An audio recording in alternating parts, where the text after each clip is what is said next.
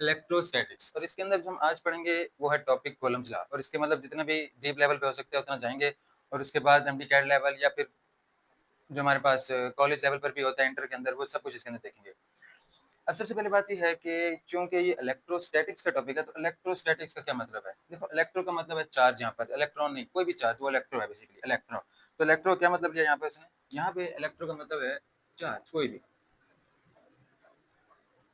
और स्टैटिस्टिक का मतलब होता है कि एक चीज को रुकी हुई हो, मतलब आप स्टॉप कह लो बेसिकली,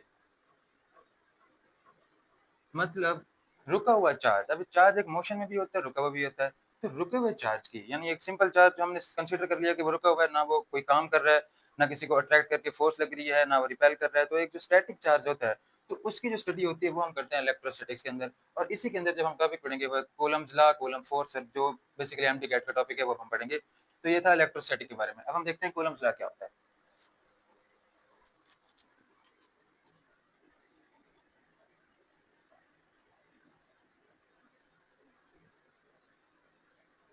देखो, कूलम्स लॉ, सबसे पहले आपने समझना है, ये कूलम्स लॉ हमें बताता है चार्जेस के दरमियान इंटरेक्शन के बारे में।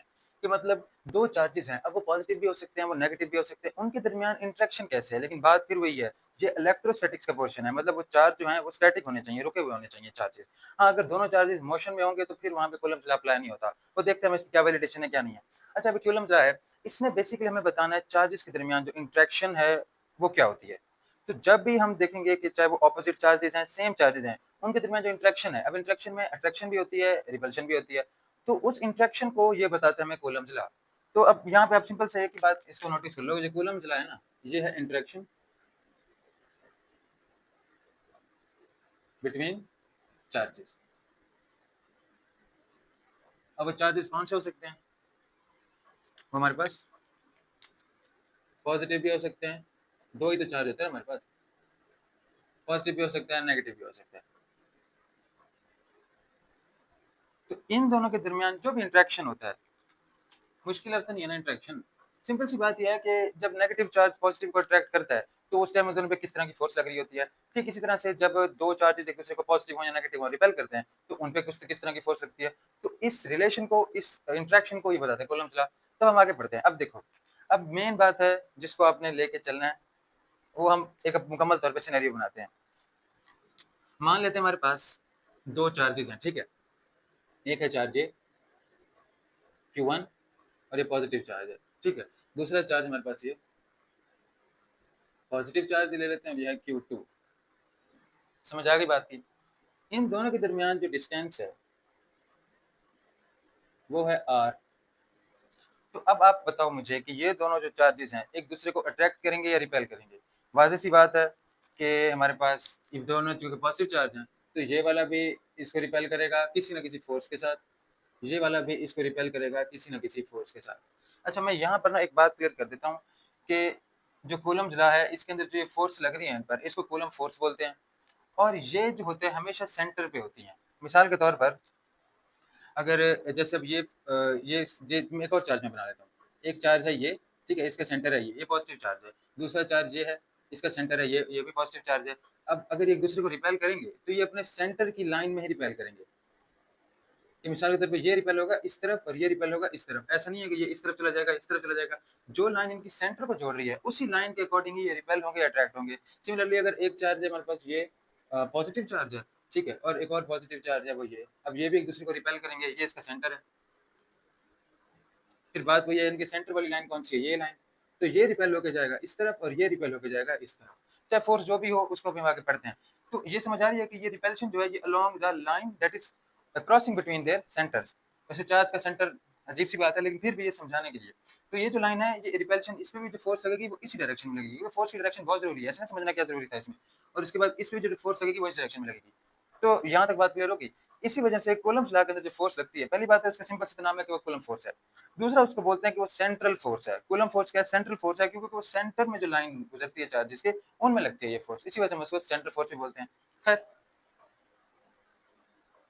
अच्छा, यहाँ पर हमने अब एग्जांपल ली, तो ये फोर्स लग रही है इस चार्ज पर, इसकी वजह से रिपेल कर रहा है इसको, और सेम ये चार्ज इसको रिपेल कर रहा है तो उस पर भी एक फोर्स लग रही है। हम ये कह देते हैं कि ये जो फोर्स लग रही है इस पहले चार्ज पर, ये रही वो फोर्स। तो ये है force on charge 1, due to charge 2। तो हमने इसको force on charge 1 due to charge 2 कह दिया। इसको F12 ना समझ लेना, ये बेसिकली है force on charge 1 due to charge 2, और ठीक ये है force on charge 2 due to charge 1। समझ आ रही है ना कि ये जो फोर्स है बेसिकली ये जो इस तरफ जा रही है वो इसकी वजह से लग रही है इस पर, यानी force on charge 2 due to 1 and force on charge 1 due to 2। Clear होगी बात यहाँ तक? अब हमने इन दोनों के दरमियान जो इंट्रैक्शन है, इन दोनों के दरमियान इंट्रैक्शन है क्या? कूलम्स लॉ के मुताबिक हमने इन दोनों के दरमियान इंटरेक्शन फाइंड करना है। इन दोनों के दरमियान इंटरेक्शन ये है कि एक दूसरे को रिपेल कर रहे हैं किसी न किसी फोर्स के साथ। अब हम देखते हैं वो फोर्स बेसिकली क्या चीज़ है। अगर हम इसको देखें तो सबसे पहले आपने कूलम्स लॉ को समझना है कि ये कहना क्या चाह रहा है कि ये जो फोर्स है और हमने इसकी वैल्यू फाइंड करनी है वो किस तरह से करेंगे। तो सबसे पहले ये कहा जाता है कि जो फोर्स लग रही है कूलम्स लॉ के अंदर इन दो चार्जेस के दरमियान, वो फोर्स इन दोनों चार्जेस के मैग्नीट्यूड को आप मल्टीप्लाई कर दो तो उसके प्रोपोर्शनल होगी। मतलब ये भी इसकी भी कोई ना कोई वैल्यू होगी कॉलम्स के अंदर, इसकी भी कोई ना कोई वैल्यू होगी। अब इन दोनों को जब मल्टीप्लाई करोगे तो वही जो है फोर्स की वैल्यू होगी। मतलब सीधी सी बात ये है वो फोर्स की वैल्यू नहीं होगी, वो उसकी प्रोपोर्शनल है। मतलब अगर ये मैसेज जो है ये थोड़े बड़े होंगे, ये चार्ज जो है मैसेज नहीं चार्जेस जो है थोड़े बड़े होंगे, मतलब इनका चार्ज थोड़ा ज्यादा होगा, ज्यादा चार्ज मतलब ज्यादा कॉलम होगा इस पर। तो जितना ज्यादा होगा मल्टीप्लाई करेंगे आंसर उतना ज्यादा आएगा और एट द एंड फोर्स भी उतनी ज्यादा आएगी। ठीक है, जितने चार्जेस छोटे होंगे तो ये चीज कम हो जाएगी तो फोर्स भी फिर कम हो जाएगी। तो पहली बात तो ये आ गई। दूसरी चीज होती है कि जो फोर्स होती है ना ये प्रोपोर्शनल होती है 1/r² के। आर क्या है? ये जो इनके दरमियान डिस्टेंस था, distance between the centre of the charges, तो ये r²।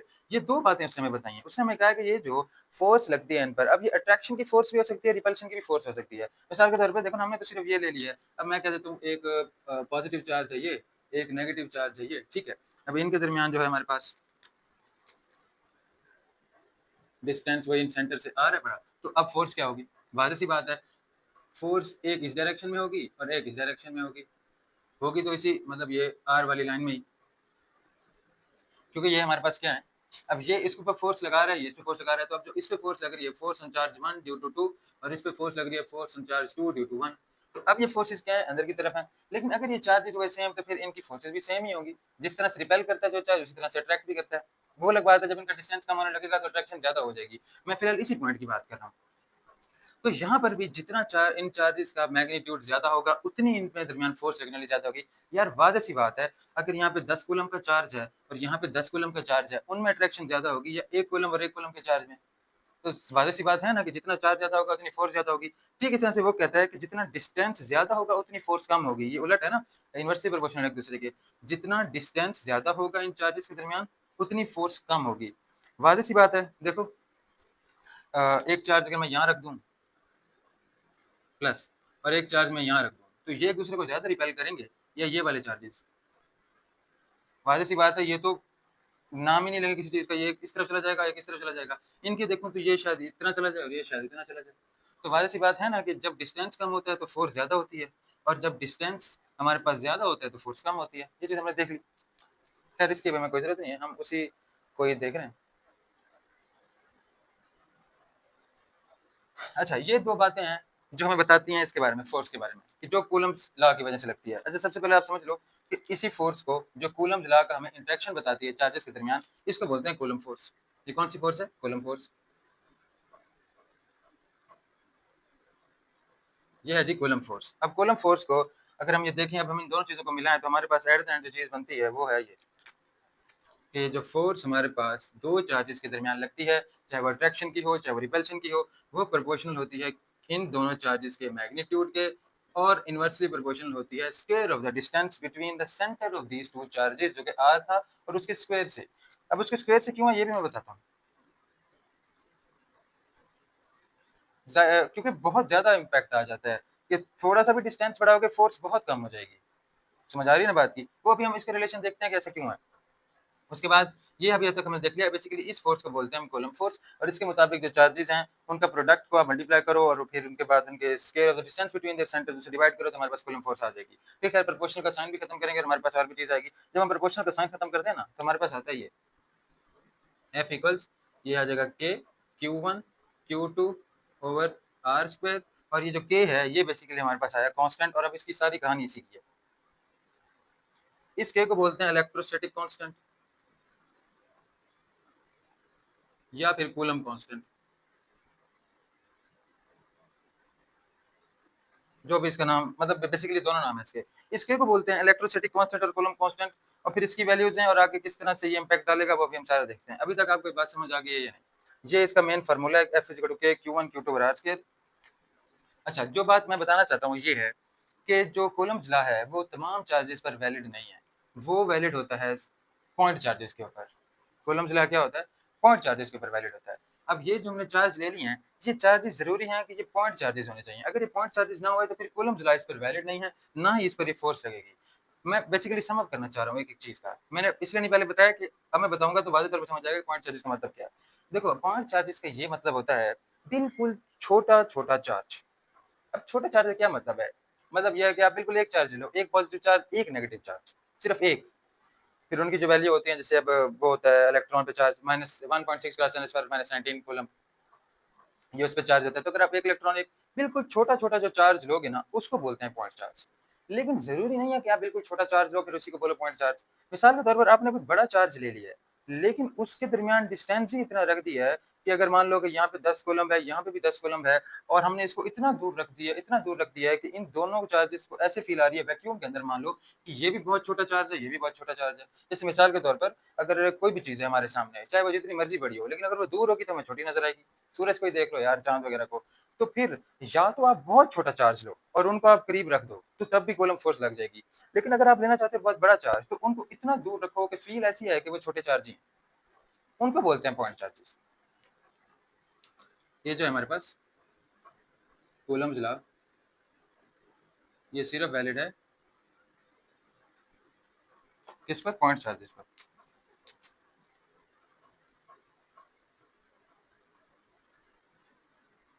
पॉइंट चार्जेस क्या होते हैं, फिर से सुन लो। देखो, जब हमारे पास, हम चाहते हैं कूलम्ब्स लॉ के लिए हम बहुत ही छोटा चार्ज लें। छोटा चार्ज इसलिए लें क्योंकि हो सकता है उसका मैच का फैक्टर इस फोर्स के बीच में आ जाए और हमें चार्ज की ओरिजिनल पावर के बारे में ना पता चल सके। दूसरी बात यह है कि अगर आप बहुत छोटा चार्ज नहीं ले सकते और आपने काफी सारा चार्ज ले लिया एक तरफ और दूसरी तरफ, मान लो दोनों पॉजिटिव हैं, एक तरफ आपने एक बॉल ली और उसके ऊपर कंसंट्रेटेड चार्ज है पॉजिटिव पॉजिटिव, दूसरी तरफ भी पॉजिटिव पॉजिटिव है, लेकिन उनको आपस में इतना दूर रख दो कि फील वो पॉइंट चार्जेस की है। क्योंकि कोई चीज छोटी बड़ी तो होती नहीं है, असल चीज है रिलेट करना। अब हमारे लिए चूहा है या चूजा है, ये छोटे हैं, लेकिन उनके लिए जो वो कीड़े मकोड़े खाते हैं उनके लिए उतने छोटे हैं। तो अब किसी को क्या पता छोटे हैं या नहीं? ठीक है, अब हर लिहाज के लिए, हर चीज के लिए छोटा या बड़े की डेफिनेशन वो उनके अपने रिलेटिव है। अगर हम छोटे चार्जेस लेते हैं तो फिर हम उनको छोटे से एरिया में रख देंगे तभी वो छोटे ही कहलाएंगे। बड़े चार्जेस को बड़े एरिया में रख दोगे तभी वो छोटे ही कहलाएंगे। तो पॉइंट चार्जेस का मतलब है, अगर आप ज्यादा चार्ज लेते हो तो उनके दरमियान डिस्टेंस बढ़ा दो और उनके बहुत बड़े वैक्यूम में रख दो, या अगर आप छोटा चार्ज लेते हो तो उसको तो कहते ही पॉइंट चार्ज है, उसमें कोई मसला नहीं है। तो बेसिकली ये हमारे पास हो गया पॉइंट चार्ज। तो जो कूलम्ब्स लॉ है ये पॉइंट चार्ज पे वैलिड है। दूसरी बात अहम वो ये है कि कूलम्ब्स लॉ एक तो पॉइंट चार्जेस पे वैलिड है, दूसरा मैंने आपको कहा था ये किस चीज का टॉपिक है, इलेक्ट्रोस्टैट्स का, और ये स्टेशनरी चार्जेस के ऊपर वैलिड होता है।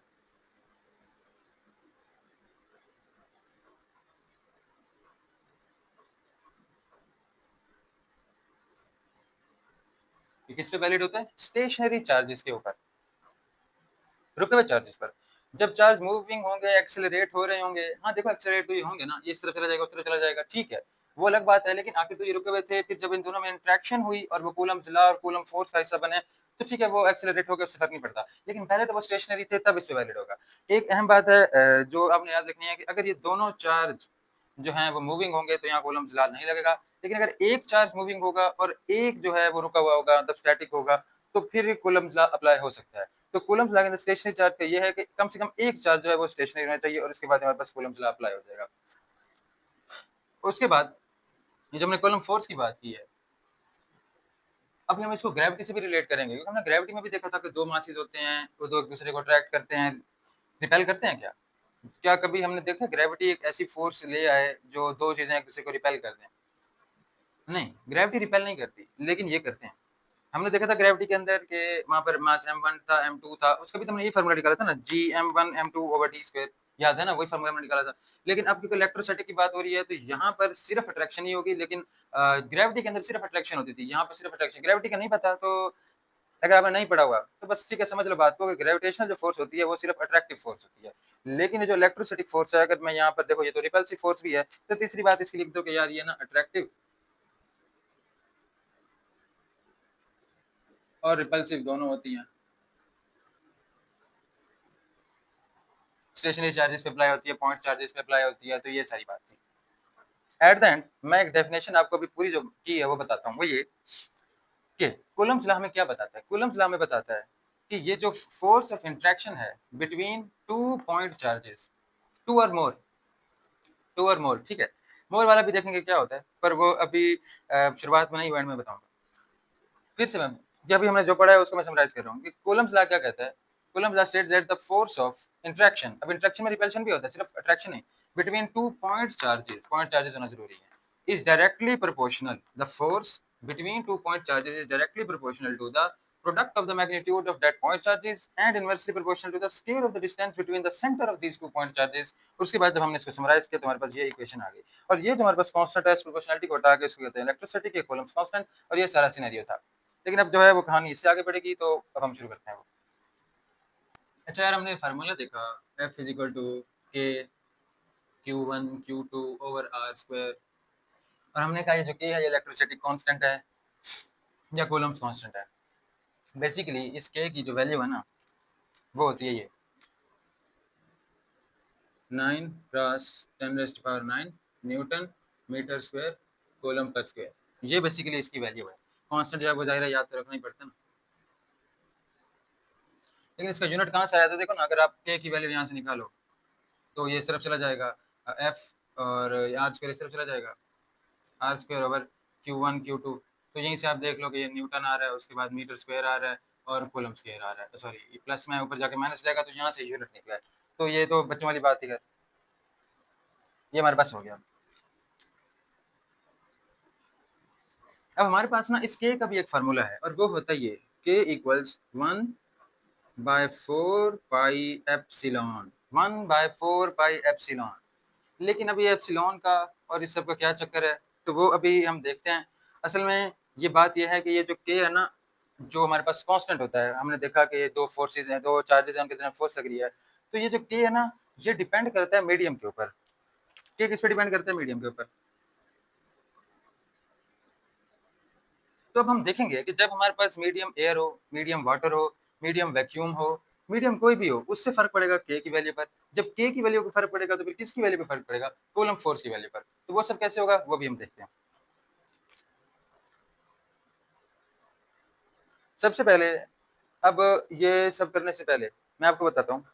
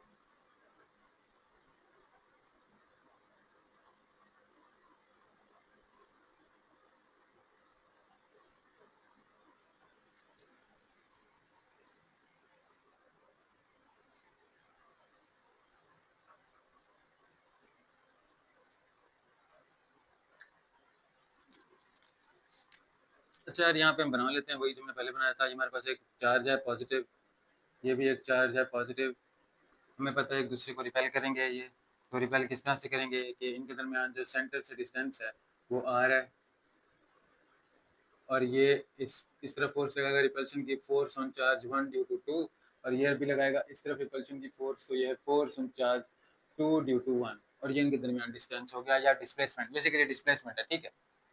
तो ये होता है। अच्छा, अब हमने ये कहा था कि हमारे पास ये जो वैल्यू के है ये कांस्टेंट है और ये डिपेंड करती है मीडियम पर। तो मीडियम से इलेक्ट्रोस्टैटिक फोर्स पर क्या इंपैक्ट आएगा? अच्छा, जैसे कि मैंने फार्मूला लिखा कि मैंने कहा F के Q1 Q2 और R स्क्वायर, और हमने कहा ये के है, ये बेसिकली हमारे पास इलेक्ट्रोस्टैटिक कांस्टेंट है या फिर कूलम्ब्स कांस्टेंट बोलो, और ये डिपेंड करता होता है मीडियम के ऊपर। लेकिन जब हम ग्रेविटेशन फोर्स देखते हैं ना, जैसे ये ग्रेविटेशन फोर्स, तो उसका मीडियम से कोई ताल्लुक नहीं है। 2 बॉडीज़ हमेशा ही आपस में अट्रैक्ट करेंगी एक-दूसरे को, चाहे आप उनके दरमियान जो मर्ज़ी रख दो। जो ग्रेविटेशन फ़ोर्स है वो सिर्फ़ अट्रैक्शन की फ़ोर्स है, लेकिन इलेक्ट्रोस्टैटिक जो फ़ोर्स होती है वो अट्रैक्शन की नहीं है, वो रिपल्शन की भी अट्रैक्शन की है, जैसे हमने यहाँ पे रिपल्शन की एग्ज़ाम्पल भी ली हुई है। और जब हम इनके दरमियान अभी ये है खाली, कुछ भी नहीं है इनके दरमियान, एयर तक नहीं है, वैक्यूम है बिल्कुल। तो जब हम इनके दरमियान कोई और मीडियम रख देंगे तो उससे फ़ोर्स में इम्पैक्ट आएगा। आएगा यही कि फ़ोर्स होगी कम, ठीक है? फ़ोर्स सबसे ज़्यादा वैक्यूम में होती है, इलेक्ट्रोस्टैटिक, लेकिन ग्रेविटी में ऐसा नहीं होता। ग्रेविटी का मीडियम से कोई ताल्लुक नहीं है। लेकिन फिर 2 मैसेज जो होते हैं वो क्यों नहीं एक-दूसरे को अट्रैक्ट कर पाते, चाहे उनके दरमियान मीडियम का कोई ताल्लुक हो ना हो, जैसे छोटे मैच हो गए, कुछ भी आप कंसीडर कर लो। तो उसकी वजह ये देखो, ये जो जी है ना, ये होता है 10 रेज़्ड टू पावर -11 के अंदर। तो चाहे जितना मर्ज़ी मैसेज हो, तो ये ना वैल्यू उस चीज़ को कम कर देता है। और इसी वजह से ग्रेविटेशनल फ़ोर्स जो है वो फिर वैसे नहीं दिखाई देती जैसे इलेक्ट्रिसिटी फ़ोर्स है। एक अहम बात मैं आपको बता देता हूँ, जो स्ट्रॉन्गर फ़ोर्स है वो है इलेक्ट्रोस्टैटिक फ़ोर्स ऑफ अट्रैक्शन, ठीक है? ये स्ट्रॉन्गनेस ग्रेविटी में नहीं है, जो स्ट्रॉन्ग है ज़्यादा वो है इलेक्ट्रिसिटी, वो ज़्यादा किसी को रिपेल करेगी, ज़्यादा अट्रैक्ट करेगी।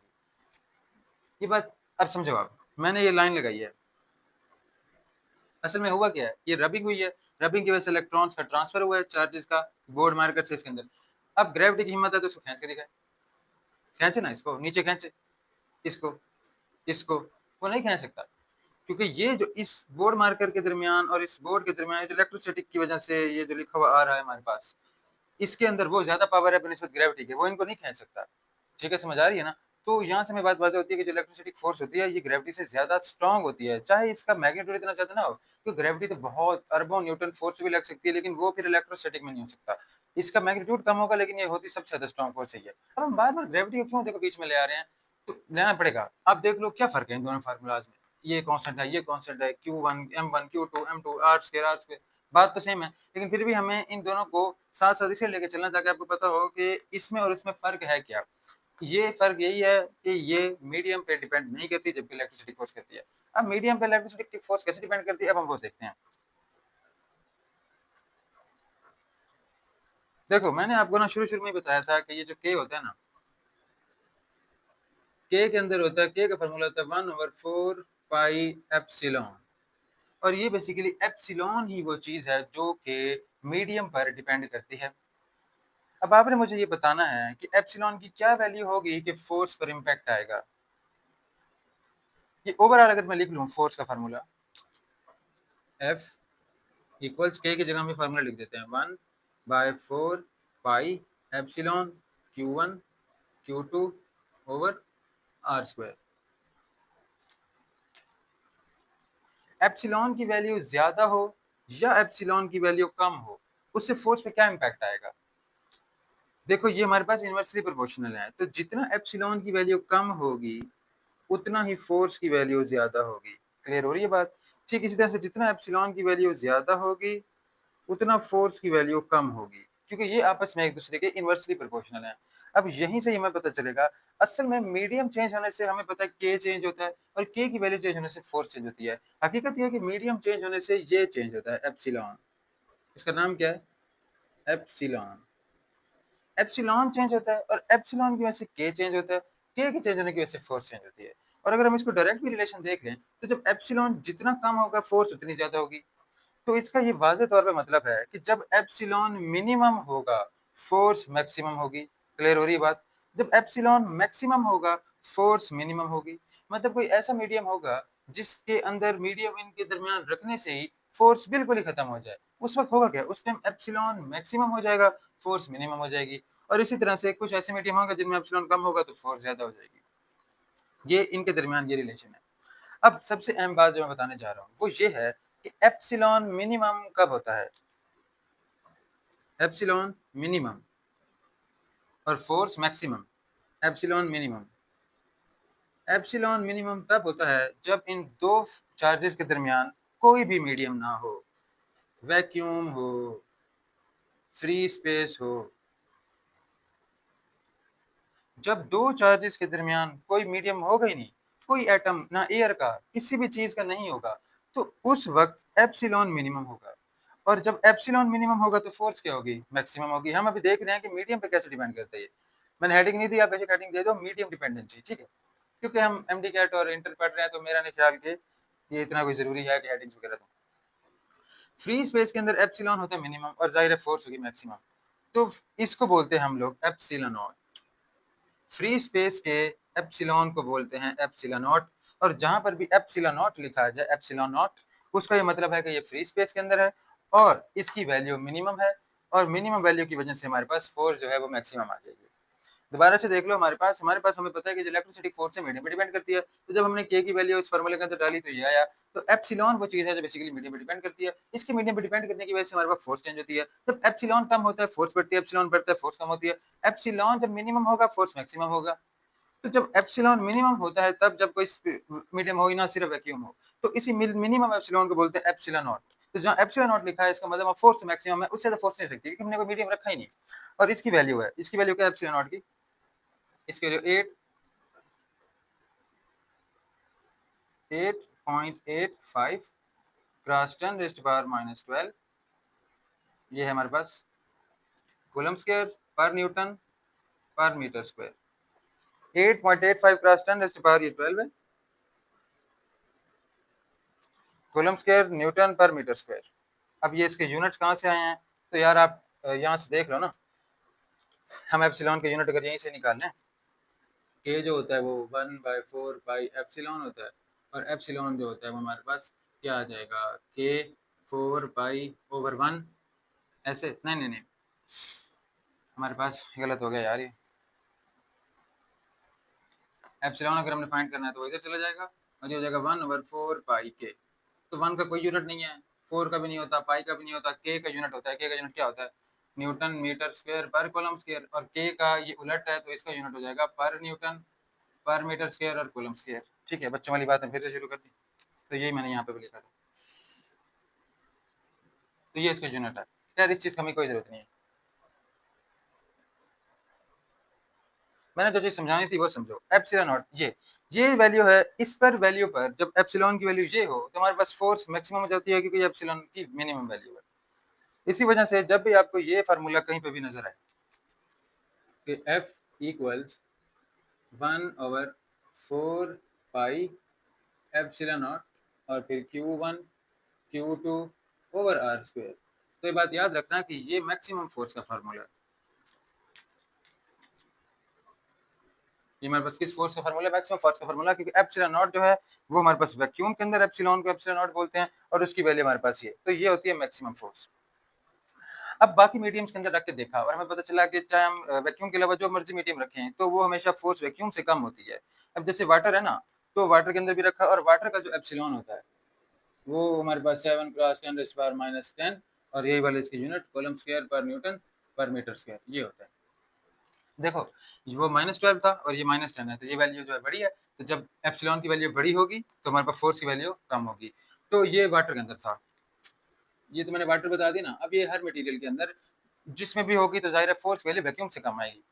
तो अब इस चीज़ को ऑब्जर्व किया गया कि ये अलग-अलग वैल्यूज़ को याद रखना, जैसे अभी 7 क्रॉस 10⁻⁻7 है, पॉइंट्स में भी होता है ये, तो ये मुश्किल है। इसके अलावा आपको एयर में भी याद रखनी पड़ेगी, ऑयल में, वाटर हमने देख लिया, फ्लूइड्स में, जितने भी मीडियम पॉसिबल हो सकते हैं उनकी अलग वैल्यू। इस चीज़ की आसानी के लिए अब एक टर्म जो है वो इंट्रोड्यूस करवाई जिसको कहा जाता है रिलेटिव परमिटिविटी।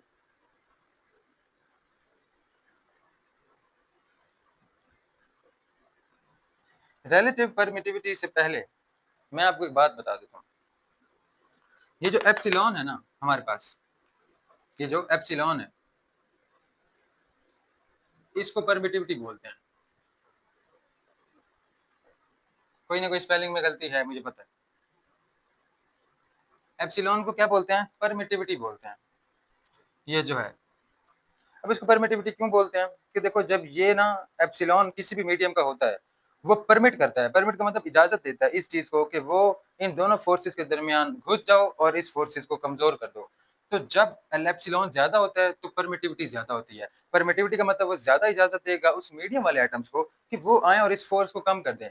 परमिटिविटी का मतलब इजाजत होता है, इसका ये मतलब नहीं कि वो इजाजत देगा इन चार्जेस को कि ये आपस में अट्रैक्ट करें, नहीं। इसका मतलब है कि जिस मीडियम का ये एप्सिलॉन होगा वो परमिटिविटी देगा अपने मीडियम को कि वो परमिट करेगा, उनको इजाजत देगा कि आओ और इस फोर्स की ऐसी की तैसी फेर दो।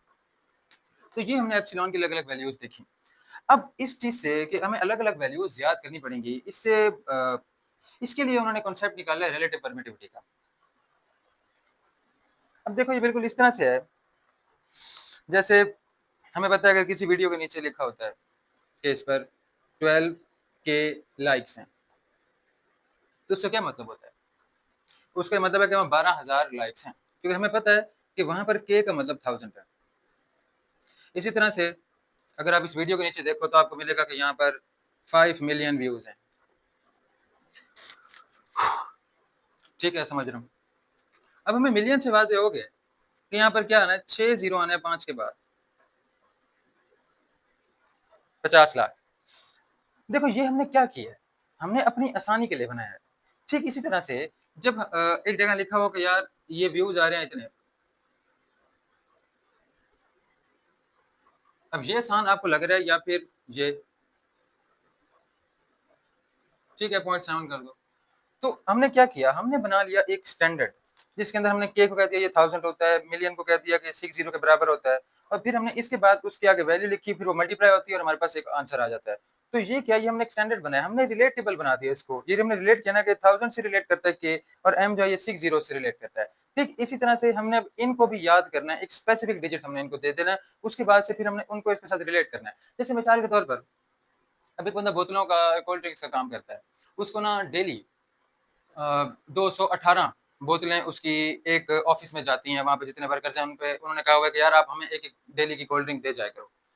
218 उसका डेली का जा रहा है, तो अब उसको 218 पर डे करने में उसको मुश्किल आ रही है।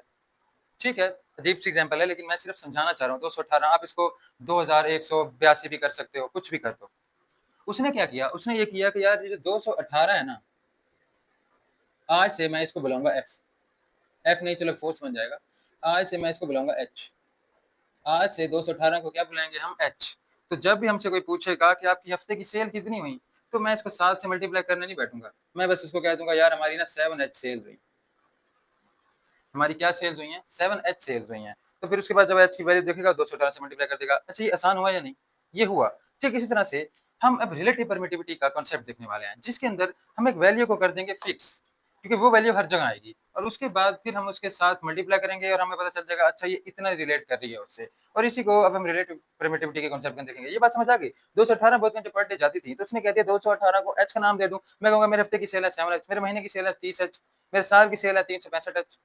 क्लियर हो रही है बात? अब हम देखते हैं रिलेटिव परमिटिविटी बेसिकली है क्या। अच्छा यार, ये है रिलेटिव परमिटिविटी।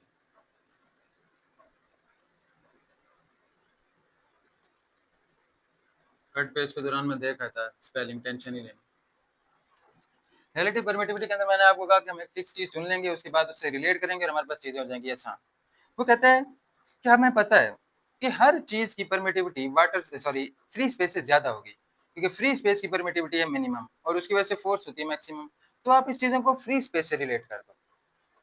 जैसे मिसाल के तौर पर किसी भी चीज की परमिटिविटी है मीडियम की, हम बोल देते हैं कि वो 2 गुना ज्यादा है इसकी परमिटिविटी से वैक्यूम की, तो अब उसकी पूरी वैल्यू याद करो, -12 ये वो, उससे अच्छा आप यूं लिख दो कि वो वैक्यूम की परमिटिविटी से 2 गुना ज्यादा है। किसी भी इसकी हमारे पास मीडियम की परमिटिविटी आप यूं लिख दोगे वो 2 गुना ज्यादा है। अच्छा वो 2 गुना ज्यादा नहीं है, वो हमारे पास 1.7 गुना ज्यादा है इससे, वाटर की परमिटिविटी से। तो फिर आप सीधा सीधा लिख दो कि उस मीडियम की permittivity 1.7 of the permittivity of free space. मैंने वाटर बोला था, सॉरी, फ्री स्पेस की बात हो रही है। तो अब क्या होगा, अब जब हम करेंगे सवाल को हल, तो हम 1.7 और फिर इसको 8.85 क्रॉस 10 रेज़्ड टू पावर -12 से मल्टीप्लाई कर देंगे और हमारे पास उस मीडियम की परमिटिविटी आ जाएगी। एक और मीडियम है, उसकी परमिटिविटी ये है कि उसकी परमिटिविटी फ्री स्पेस की परमिटिविटी से 4 गुना ज्यादा है। तो हमें उसकी वैल्यू याद करने की जरूरत नहीं है, हमें बस ये याद करने की जरूरत है वो कितने गुना ज्यादा है फ्री स्पेस से। ये इस तरह से है, तो फिर आप सीधा सीधा 4 को 8.85 क्रॉस 10 रेज़्ड टू पावर -12 से मल्टीप्लाई कर दो, उसके बाद उस मीडियम की परमिटिविटी आ जाएगी। क्लियर हो रही बात? अब ये आसान हो गया या नहीं हो गया? हमें एप्सिलॉन नॉट की वैल्यू तो पता है, एक वैल्यू हमें सिर्फ जिंदगी में याद रखनी होगी, उसके बाद हमने ये याद रखना होगा कि वो कितने गुना ज्यादा होता है। अब जैसे मैं आपको बताता हूँ, जो हमारे पास एयर होती है ना, हवा, उसका ये होता है कि वो 1.0006 गुना ज्यादा होती है इसकी फ्री स्पेस की परमिटिविटी से। कि मतलब आप फ्री स्पेस की परमिटिविटी को इससे मल्टीप्लाई करो तब जाके एयर की परमिटिविटी आएगी, तो इसमें कोई मसले वाली बात नहीं है। अब 1.0006 को 8.85 क्रॉस 10⁻12 से मल्टीप्लाई कर दो, हमारे पास रिलेटिव परमिटिविटी ऑफ एयर आ जाएगी। लेकिन वो होगी रिलेटिव, क्योंकि हम रिलेट कर रहे हैं किससे, वैक्यूम से। क्लियर हो रही है बात? ये बिल्कुल इस तरह से। अब जैसे एक 10 स्टोरी बिल्डिंग है, तो एक बंदा जमीन पे है, वो कह रहा है कि ये इस कितनी स्टोरी बिल्डिंग है, तो जाहिर है 10 स्टोरी बिल्डिंग है। लेकिन फिर वो अगर कहे कि यार इस 7 वाली बिल्डिंग से आप रिलेट करो, 7 वाली बिल्डिंग है 6 स्टोरी, तो उस बिल्डिंग के टॉप पे चढ़ के अगर आप देखोगे तो वो तो 4 स्टोरी बिल्डिंग है। अगर आप उनसे रिलेट करोगे, अगर आप जमीन से रिलेट करोगे वो 10 स्टोरी है, लेकिन अगर आप 6 फ्लोर वाली बिल्डिंग से करोगे तो 4 स्टोरी बिल्डिंग है। ठीक इसी तरह से जब हमने, क्योंकि हमने वो कंसीडर ही ये किया ना कि हमने 6 को कंसीडर कर दिया कि ये यूनिट है हमारे पास, तो जब हमारे पास कोई वैल्यू ही हमें नहीं पता, मेन हमें हर किसी की वैल्यू नहीं फाइंड करनी है, हमने बस ये याद रखना है कि एयर वैक्यूम से इतने गुना ज्यादा है, वाटर इतने गुना ज्यादा है, हमारे पास 3-4 गुना ज्यादा है, ऑयल 5-6 गुना ज्यादा है। ठीक है, हमें पता है ऑयल अगर 5 गुना ज्यादा है हमारे पास ऑयल में, ऑयल की परमिटिविटी, तो बस हम 5 को इससे मल्टीप्लाई कर देंगे बस, तो हमारे पास परमिटिविटी आ जाएगी। तो क्या कभी डिवाइड नहीं करेंगे? क्यों करेंगे? डिवाइड करने से वैल्यू आएगी कम, लेकिन वो हो ही नहीं सकता, क्योंकि सबसे कम वैल्यू तो होती फ्री स्पेस के अंदर है। ये सारी बातें समझाने वाली थी, समझ आई कि हमने इसको ले लिया स्टैंडर्ड, और हम सिर्फ ये याद करेंगे कि कौन सी चीज वैक्यूम से कितने गुना ज्यादा परमिटिविटी रखती है, और फिर हम उसकी वैल्यू से मल्टीप्लाई करके उसकी परमिटिविटी फाइंड कर लेंगे। अब मैं बेसिकली जो समझाने वाली बात है ना, वो समझाता हूँ। जो रिलेटिव परमिटिविटी होती है उसको हम लिखते हैं परमिटिविटी रिलेटिव। किसी भी मीडियम की रिलेटिव परमिटिविटी का फार्मूला ये होता है कि आप उस मीडियम की परमिटिविटी लिखो, उसको डिवाइड कर दो परमिटिविटी इन फ्री स्पेस से, उसको डिवाइड कर दो परमिटिविटी इन फ्री स्पेस से। इस तरह हमारे पास रिलेटिव परमिटिविटी का फार्मूला वैल्यू आ जाएगी। देखो, हम कहते हैं, अब ये देखो, क्या ये वैल्यू ज्यादा होगी या ये ज्यादा वैल्यू होगी, ये वैल्यू ज्यादा होगी या ये वैल्यू ज्यादा होगी? एक है परमिटिविटी इन फ्री स्पेस और एक है परमिटिविटी इन एयर, तो बताओ कौन सी ज्यादा होगी? हमें पता है ये हर सूरत ज्यादा होगा इससे, इससे क्योंकि ये सबसे कम वैल्यू है फ्री स्पेस, इससे कम वैल्यू परमिटिविटी की हो ही नहीं सकती। ये ज्यादा होगा ना हमेशा। कितना ज्यादा होगा? ये अगर मान लेते हैं कि 2 गुना ज्यादा है, तो यहाँ 2 होगा, यहाँ 1 होगा, और एट द एंड हमारे पास 2 आंसर आ जाएगा। तो हमारे पास जो एयर की परमिटिविटी है, मान ले ऐसा नहीं है 2 नहीं आता है, एयर है 1.006, हम किसी भी मीडियम चलो मान लेते हैं, उसकी परमिटिविटी जब हमने फाइंड करनी है रिलेटिव परमिटिविटी, हमें उसकी ओरिजिनल परमिटिविटी की वैल्यू चाहिए, फिर हमें इसकी वैल्यू चाहिए जो कि हमें याद है। उसके बाद जब हम उनको डिवाइड करेंगे तो हमारे पास कोई ना कोई वैल्यू आएगी। जैसे मिसाल के तौर पर हम एक, चलो मैं अपनी तरफ से ही ले रहा हूँ,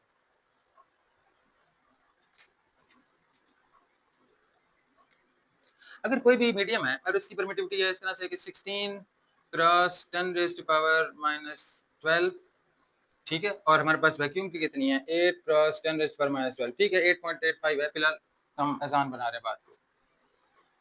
अब जब आप इसको डिवाइड करोगे आंसर क्या आएगा 2। तो इस मीडियम की रिलेटिव परमिटिविटी क्या आ गई 2। हमें कैसे पता चला? हमें उसकी परमिटिविटी पता थी, और फिर हमें वैक्यूम की पता थी, और हमें ये पता चल गया।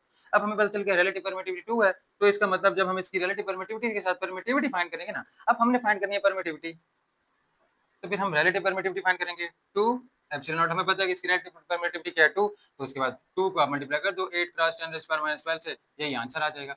या आप इसको इस तरह से करो, इस तरह से करो, ये मैंने क्या किया, ये मैंने इसी फार्मूले को तो चेंज किया, E M equals relative permittivity, और ये दोनों बातें समझ आ गई। अगर आपको किसी चीज की ओरिजिनल परमिटिविटी पता है तो आप रिलेटिव परमिटिविटी फाइंड कर लो, उसे याद रख लो सारी जिंदगी, वो तो आसान रहेगा।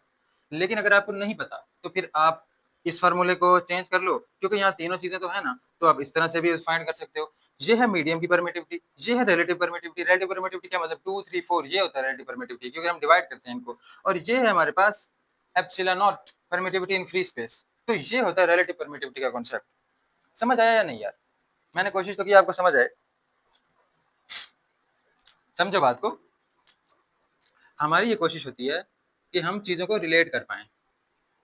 जैसे मैंने यहाँ पर समझाया, दोबारा से उसी बात को समझा देता हूँ।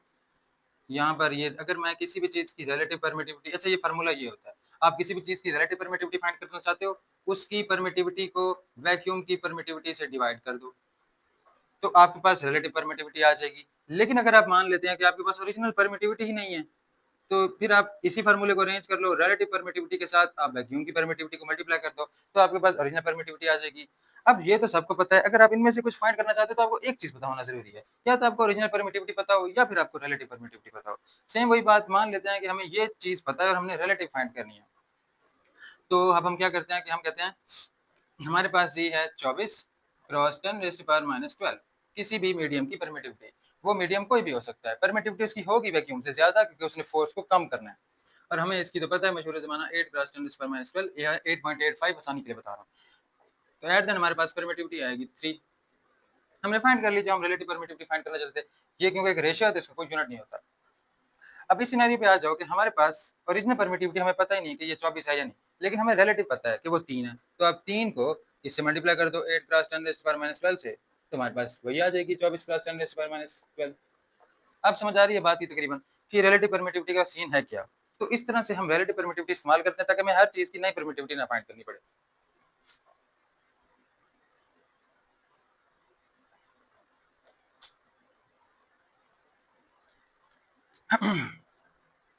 अब मैं ना वो बातें लिख रहा हूँ जो बेसिकली आपने नोट करनी होती हैं। ये हमारे पास रिलेटिव परमिटिविटी का फार्मूला, किसी भी मीडियम की आपने डिवाइड कर देनी है एप्सिलॉन नॉट से, यानी कि वैक्यूम वाली वैल्यू से।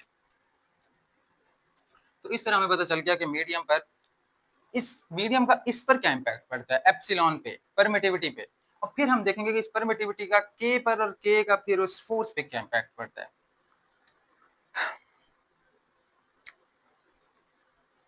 किसी भी मीडियम की, ठीक है, बेशक आप ये भी लिख दो। इसको हमने एक और तरीके से भी लिखा था कि ये हमारे पास हो जाएगा ये,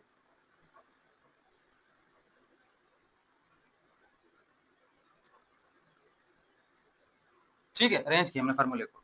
फोर्स वाला फार्मूला याद करो, एफ इक्वल्स के की वैल्यू लिखनी है पूरी, ठीक है, 1/4 पाई एप्सिलॉन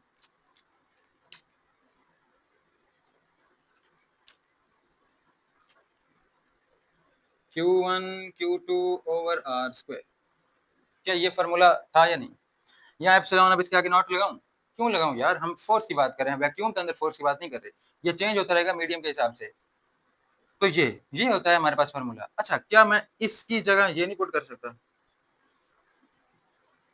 कर सकता हूँ ना। तो अब असल फार्मूला मैं आपको बताऊंगा, फोर्स का एक्सटेंसिव फार्मूला, वो होता है ये 1/4 पाई, हमारे पास ये रिलेटिव परमिटिविटी एप्सिलॉन नॉट और ये Q1 Q2 आर स्क्वायर। ये आ गया जी एक एक्सटेंसिव फोर्स का फार्मूला, जो वाकई बगैर किसी चीज़ को छुपाए हम ये लिख सकते हैं। इसके अंदर अब मजीद कोई गुंजाइश नहीं है। खैर बहुत सारी गुंजाइश है, लेकिन मैं बताना ये चाह रहा हूँ कि अब एप्सिलॉन जो है हमें पता है इसकी वैल्यू चेंज होने से फोर्स की वैल्यू चेंज होती है। और अब हमने ये देख लिया कि इसकी वैल्यू किस चीज़ पे डिपेंड करती है। हमने ये कहा कि हम असल में रिलेटिव परमिटिविटी से इसकी वैल्यू को देखते हैं, हम अलग अलग वैल्यूज याद नहीं करते। हम हमेशा ये करते हैं कि इसकी वैल्यू को हमारे पास जो है वैक्यूम के अंदर मौजूद परमिटिविटी उससे कंपेयर करते हैं और फिर हम उसके बाद इनको रिलेट करते हैं आपस में और हमारे पास वैल्यू आ जाती है। फिर वही बात कि ये आ गया किसी भी मीडियम के अंदर मौजूद फोर्स, लेकिन वैक्यूम के अंदर फोर्स का क्या फार्मूला होगा? मैंने कहा था कि वहाँ एप्सिलॉन नॉट आएगा, वहाँ ये क्यों नहीं आएगा? क्यों नहीं आएगा? देखो, ये होता है असल में कि वैक्यूम के अंदर जो रिलेटिव परमिटिविटी होती है उसकी वैल्यू 1 होती है। तो जब आप 1 को इससे मल्टीप्लाई करोगे तो हमारे पास फाइनल जो आएगा वो यही आएगा कि जो फोर्स है हमारे पास वो 1/4 pi epsilon naught Q1 Q2 over R square आया। जो आपने मेरे ख्याल से किताबों में भी देखा ही होगा कि यहाँ सिर्फ एप्सिलॉन नॉट लिखा हुआ है। वो इस वजह से लिखा हुआ है क्योंकि वैक्यूम की ये मैक्सिमम फोर्स है।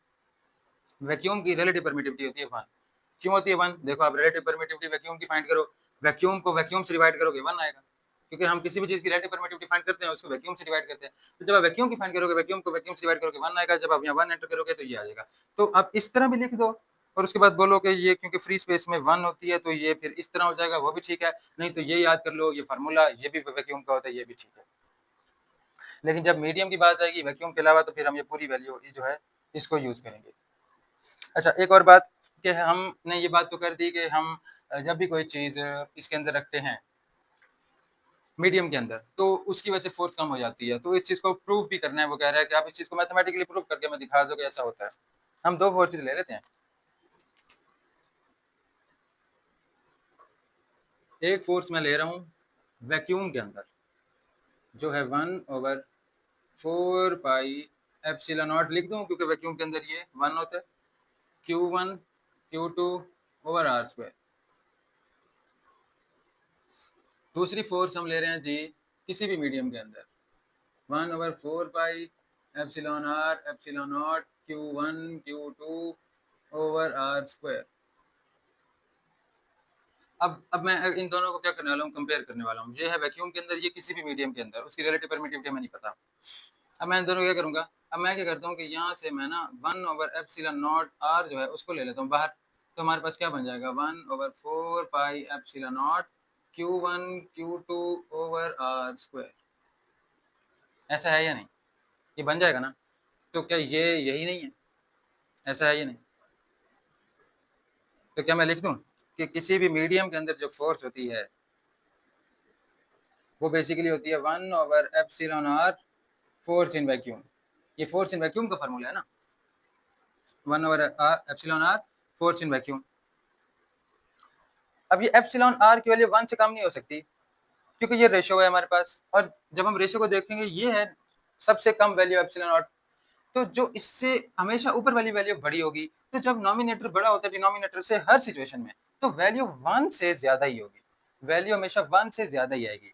तो अगर मैं देखूं तो किसी भी मीडियम के अंदर जो फोर्स है और यहाँ पर मौजूद है फोर्स वैक्यूम के अंदर और यहाँ एप्सिलॉन नॉट आर, अगर ये वैल्यू हमेशा 1 या 1 से ज्यादा आएगी, देखो 1 से ज्यादा आएगी, 1 आती है वैक्यूम में, हम किसी और मीडियम की बात करें, तो जब ये 1 से ज्यादा आएगी तो इसको आप डिवाइड करोगे तो एट द एंड फोर्स कम होगी या ज्यादा होगी? फोर्स कम हो जाएगी। मान लो वैक्यूम के अंदर है 10 न्यूटन की फोर्स और रिलेटिव परमिटिविटी है 2, तो मीडियम के अंदर क्या फोर्स आ जाएगी? 5 न्यूटन।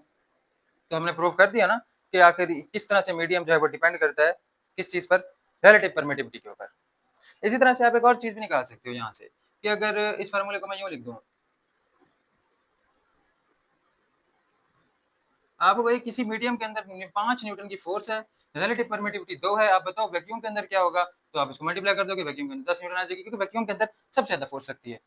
ठीक है, और वैक्यूम से ज्यादा फोर्स इलेक्ट्रोस्टैट्स में नहीं होती, किसी भी मीडियम के अंदर नहीं होती।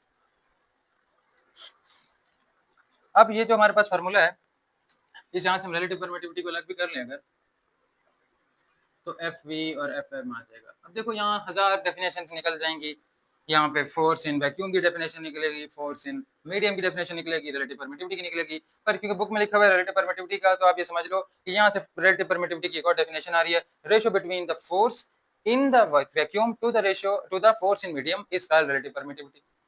इस तरह से यहाँ देख लो, permittivity in any medium to the permittivity in vacuum is called relative permittivity. हजारों डेफिनेशन निकाल सकते हो, फिजिक्स है, आप कुछ भी कर लो। आप यहाँ 100 से मल्टीप्लाई कर दो इसको, यहाँ पे 100 से मल्टीप्लाई कर दो, डेफिनेशन बना दो कि ratio between 100 times of the force in vacuum to the 100 times the force of any medium is relative permittivity. Definition बनाने को कुछ भी बना दो यार, फिजिक्स याद करने की थोड़ी होती है। क्लियर हो रही है बात? ये तो चलो मैं ऐसे समझाने लगे हूँ, ऐसा कुछ करना नहीं। अच्छा, तो यहाँ तक टॉपिक हो गया। अब जो देख रहे हैं ना इसको इंटर में फिलहाल, और वो सिर्फ टॉपिक ही समझना चाहते थे तो वो वीडियो बंद कर सकते हैं, कोई मसले वाली बात नहीं है। क्योंकि अब इसके बाद एमडी कैट वाली बात शुरू होगी कि एमडी कैट के अंदर किस तरह इस चीज़ को मजीद आगे ले जाना है और किस तरह से इसके एमसीक्यू जाते हैं। तो जो इंटर में सिर्फ ऐसे लेक्चर देखना चाह रहे हैं वो वीडियो बंद कर सकते हैं, एमडी कैट वालों ने ये देखना भी एंड तक। लोग बात समझो, कभी कभार ना वो हमसे पूछ लेता है कि आप कॉलम्स जाके वेक्टर फॉर्म निकालो, लेकिन हमसे ऐसा क्यों करता है? इसी का कोई तुक नहीं बनता। अब हम ऐसी जो है मैथमेटिकल इक्वेशंस करेंगे कि हम कॉलम चला के वेक्टर फॉर्म निकालेंगे, लेकिन वो बिल्कुल ऐसा होगा कि जैसे यार ये तो याद करने वाली बात है। हाँ थोड़ी बहुत है वो, लेकिन हम उसको क्यों करें याद? फिजिक्स में क्यों करें हम किसी चीज़ को याद, सिवाय कुछ न्यूमेरिकल वैल्यूज की? तो वो ये है कि वो फार्मूला अलग तरह से निकलेगा। मैं भी समझाता हूँ कि किस तरह से कूलम्ब्स जो लॉ है उसको वेक्टोरिकली रिप्रेजेंट करना है। कूलम्ब्स लॉ को वेक्टोरिकली आप रिप्रेजेंट करो, वो कैसे करना है देखो। हमें वैसे पता है कि कूलम्ब जो होता है कूलम्ब फोर्स के मुताबिक वो इस तरह से होता है कि ये होता है के Q1 Q2 over R square. अब ये हम क्या करते हैं, ये हमेशा लिखते हैं मैग्नीट्यूड के अंदर, क्योंकि फोर्स जब एक वेक्टर क्वांटिटी है। अब हमने इसको वेक्टर की फॉर्म में लिखना है। ये मैग्नीट्यूड बहुत हो गया, क्योंकि ये देखो फोर्स है ना, हमने इसको मैग्नीट्यूड में लिखा हुआ ना, तो वो कहता है आप इसको वेक्टर फॉर्म में लिखो। अब वेक्टर फॉर्म के लिए जो सबसे बड़ी मुसीबत है वो होती है डायरेक्शन। अब आपने बात को समझना है, यहाँ पे लग रही हैं दो इक्वल फोर्सेस, न्यूटन का थर्ड लॉ भी अप्लाई हो रहा है। एक लग रही है force on charge 1 due to charge 2 और एक लग रही है force on charge 2 due to charge 1, और दोनों ही पॉजिटिव चार्ज हैं, तो ये रिपल्शन की फोर्सेस हैं। अब हमने इसमें से कोई भी फोर्स एक लेनी है और इनके दरमियान जो डिस्टेंस है वो r, और उसके बाद फोर्सेस को लेना, फिर उसके बाद हमने इसकी डायरेक्शन निकालनी है। अब देखो, अगर मैं अब फोर्स बात कर रहा हूँ, force on charge 1 due to 2, तो फिर force on charge 1 due to 2 अब हमने वेक्टर फॉर्म में निकालना है। हमारे पास स्केलर तो आ गया, अब हमें वेक्टर के लिए डायरेक्शन चाहिए होती है, तो डायरेक्शन क्या होगी इसकी, इस फोर्स की, ये वाली फोर्स, उसकी फिलहाल हम बात ही नहीं करें, हम बात करें इस फोर्स की। इसकी डायरेक्शन हम किस तरह से, किस वेक्टर के थ्रू निकालें, क्योंकि जो वेक्टर होता है वो बनता है मैग्नीट्यूड और डायरेक्शन के साथ। हमने कह दिया जी हमारे पास डायरेक्शन है ये r12 यूनिट वेक्टर, ये क्या कर दिया, वेक्टर जो होता है वो हमारे पास मैग्नीट्यूड और डायरेक्शन से बनता है। हम अभी तक स्केलर फोर्स लेते आए थे, इसको वेक्टोरिकली रिप्रेजेंट अब कर रहे हैं, और हमारे पास मैग्नीट्यूड और डायरेक्शन के साथ ही बनेगा। अब हमारे पास जो डायरेक्शन है वो क्या है, हमने ले लिया ये क्या है अभी समझना। अब जब हम बात करेंगे डायरेक्शन की, तो फिर अब हम डिस्टेंस की बात नहीं करेंगे, डिस्प्लेसमेंट की बात करेंगे, क्योंकि जब वेक्टोरिकली आप फोर्स को रिप्रेजेंट करते हो और वहां पर एक हमारे पास आर आ रहा है, ये आर डिस्टेंस नहीं है, ये अब आर हमने लेना है डिस्प्लेसमेंट। अब इस फोर्स का डिस्प्लेसमेंट इस तरफ और इस फोर्स का डिस्प्लेसमेंट उस तरफ, हम बात कर रहे हैं फोर्स चार्ज 1 ड्यू टू 2। अब देखो, तो इसका मतलब है चार्ज इस तरफ आना है, तो डिस्प्लेसमेंट जो होगा वो इस तरफ होगा, और इस डिस्प्लेसमेंट की बात करें, अगर हम इस फोर्स की बात कर रहे होते तो डिस्प्लेसमेंट इस तरफ होता। हमने अभी से पहले ऐसी कोई बात नहीं की, क्योंकि हम तो स्केलर ही फोर्स को देख रहे थे, फॉर्मूलाज लगा रहे थे, हल कर रहे थे। लेकिन यहाँ पे मैं कह रहा हूँ वेक्टोरिकली रिप्रेजेंट करो, अब हमें हर चीज को गौर से देखना होगा कि यार ये आर तो डिस्प्लेसमेंट है, और डिस्प्लेसमेंट अब हमने इस फोर्स का देखना है, तो फिर आर की डायरेक्शन भी इस फोर्स वाली आएगी। क्लियर हो रही है बात। अब जो डायरेक्शन इस वेक्टर की है, क्या वही डायरेक्शन इस फोर्स की नहीं है। अब हमने डायरेक्शन के साथ चलना है, हम उसकी बात करते तो हम ये वाली डायरेक्शन की बात करते, क्योंकि अब ये डिस्प्लेसमेंट है, डिस्टेंस नहीं रहा मजीद। तो जो हमारे पास फोर्स लग रही है ऑन चार्ज 1 ड्यू टू 2, तो वो तो सबसे पहले के Q1 Q2 तो है, लेकिन अब बात आ रही है उसके डिस्प्लेसमेंट की। ये जो यूनिट वेक्टर है, ये डायरेक्शन है, ये मैं कैसे पता चलेगी, ये R1 है, मान लो ये R2 है, चार्ज जो है उसका ये R2 है, ये R1 है, तो डिस्प्लेसमेंट कैसे फाइंड करते हैं। अगर यहाँ से हमने अस्पताल जाना है 5 किलोमीटर दूर, मैं यहाँ पे खड़ा हूँ, मैं 0 किलोमीटर पे हूँ, अस्पताल है 5 किलोमीटर दूर, तो आप इसका डिस्प्लेसमेंट कैसे फाइंड करते हो, फाइनल माइनस इनिशियल, 5 माइनस 0 कितना आ जाएगा, 5 किलोमीटर इसका डिस्प्लेसमेंट है। मान ले सीधा सीधा, बिल्कुल डिस्टेंस की बात नहीं हो रही। कोई है एक जगह जहाँ पे 3 किलोमीटर से बिल्कुल सीधा रोड जाता है 10 किलोमीटर तक, तो इसका डिस्प्लेसमेंट कैसे फाइंड करेंगे, फाइनल माइनस इनिशियल 10 माइनस 3 करेंगे, हमें पता चलेगा डिस्प्लेसमेंट 7 किलोमीटर का। अगर हमने 9 किलोमीटर से सीधा जाना हो 10 में, फिर भी हम फाइनल माइनस इनिशियल करेंगे, 10 माइनस 9 करेंगे, हमें पता चलेगा डिस्प्लेसमेंट 1 किलोमीटर का। तो जब हम इस वेक्टर की बात कर रहे हैं, तो अभी तो हमने फाइनल माइनस इनिशियल करना है ना, R2 minus R1, R2 minus R1 इस वाली फोर्स के लिए, और इस वाली के लिए R1 माइनस R2, क्योंकि सॉरी यार उल्टा हो गया, ये हमारे पास फाइनल पॉइंट ये है R1 minus R2, R1 minus R2, क्योंकि हमने फाइनल माइनस इनिशियल करना होता है। और इस वाले के लिए ये देखो, इस वाले के लिए फाइनल ये R2 माइनस R1, हम फोर्स ले रहे हैं F1 2, तो हमारे पास अब ये जो डायरेक्शन हमारे पास यूनिट वेक्टर की आएगी, ये final R1 minus R2 unit vector आएगी। कुछ भी समझ नहीं आया, कुछ भी नहीं आया, मैं तो कहा था 11वीं 12वीं वाले जो बच्चे देख रहे हैं वो वीडियो बंद कर दें, देखते रहो, मर्जी है आपकी, कुछ भी समझ नहीं आया। ठीक है, यार देखो, हमने देनी थी डायरेक्शन इस फोर्स को, हमें समझ नहीं आ रहा कि इस फोर्स को डायरेक्शन कैसे दें। फिर हमने देखा अच्छा ये है कि जो इस वेक्टर की डायरेक्शन है वही तो इस फोर्स की डायरेक्शन है, लिहाजा जब भी हम कहेंगे कि इस फोर्स की डायरेक्शन हमें फाइंड करनी है, हम बोल देंगे कि जो इस वेक्टर की डायरेक्शन है वही तो फोर्स की डायरेक्शन है। तो जहां पर भी force on charge 1 due to 2 आए और उसकी डायरेक्शन पूछे, तो आप बता देना R1 माइनस R2 की जो डायरेक्शन है वही तो फोर्स की डायरेक्शन है। इससे हमें आसानी होगी कि अच्छा यार हमारे पास डायरेक्शन बताने के लिए कोई ना कोई वेक्टर मौजूद है। पर ये यहाँ आया क्यों, ये तो फार्मूले का हिस्सा नहीं था, फार्मूला तो यहाँ तक हुआ करता था, यहाँ तक होता था जब तक हम फोर्स को स्केलर लेते थे, हम मैग्नीट्यूड लेते थे फोर्स का, फिर उन्होंने कहा कि आप फोर्स को वेक्टोरिकली रिप्रेजेंट करो। अब हमें फोर्स को देनी पड़ जाएगी डायरेक्शन, और जब हम डायरेक्शन देंगे तो हमें समझ नहीं आ रही कि डायरेक्शन क्या दें, फिर हमें पता चला जो फोर्स की डायरेक्शन है वही तो R1 माइनस R2 की डायरेक्शन है। उसके बाद हमने इसको डायरेक्शन दी, और ये हमारे पास यूनिट वेक्टर आ गया। लेकिन ये क्या चीज़ है यार, ये होता है यूनिट वेक्टर। जो वेक्टर होता है ना हमारे पास, अगर मान लो ए वेक्टर है तो ए उसकी मैग्नीट्यूड और साथ में आता है यूनिट वेक्टर। तो ये बेसिकली फार्मूला होता है। तो जब फोर्स जो है, फोर्स वेक्टर होगा, ये हो जाएगी उसकी मैग्नीट्यूड, और यूनिट वेक्टर ये ए की डायरेक्शन है और ये फोर्स की डायरेक्शन है। क्या ये फोर्स की डायरेक्शन है? हाँ बिल्कुल है, क्योंकि जो फोर्स की डायरेक्शन है वही तो r1 माइनस r2 की डायरेक्शन है। कुछ अब समझ आया? नहीं आया तो मर्जी वाली बात है यार। मैं तो बस ये समझाना चाह रहा हूँ कि अब आपने हर चीज को डायरेक्शन वाइज देखना है, क्योंकि फोर्स डायरेक्शन पे डिपेंड करती है, वेक्टर क्वांटिटी डायरेक्शन पे डिपेंड करती है। हमें पता है कि वेक्टर के अंदर मैग्नीट्यूड होता है और यूनिट वेक्टर ये रहा। यूनिट वेक्टर हम उसी की डायरेक्शन में लिखते हैं, तो क्या हमने फोर्स की डायरेक्शन में नहीं लिखा? लिखा तो है। क्लियर होगी बात? अच्छा ये हो गया। अब यही वाला फार्मूला देखो, तो अगर मैं यूनिट वेक्टर का अलग से फार्मूला निकालूं तो वो क्या हो जाता है हमारे पास, vector divide by its magnitude. तो ये यूनिट वेक्टर है, इसका भी आप ये फार्मूला अप्लाई कर दो, के Q1 Q2 over R square, और हमारे पास ये वेक्टर आ जाएगा। ये इसका, ये है यूनिट वेक्टर, इसका original vector r1 minus r2 vector, और इसकी मैग्नीट्यूड r1 माइनस r2। ठीक है, इतना तो समझ आ ही रहा होगा, एमडी कैट पढ़ रहे हो। ये आर स्क्वायर क्या है? ये आर स्क्वायर क्या है? सबसे पहले ये आर क्या है, आप इसको यूं लिख दो।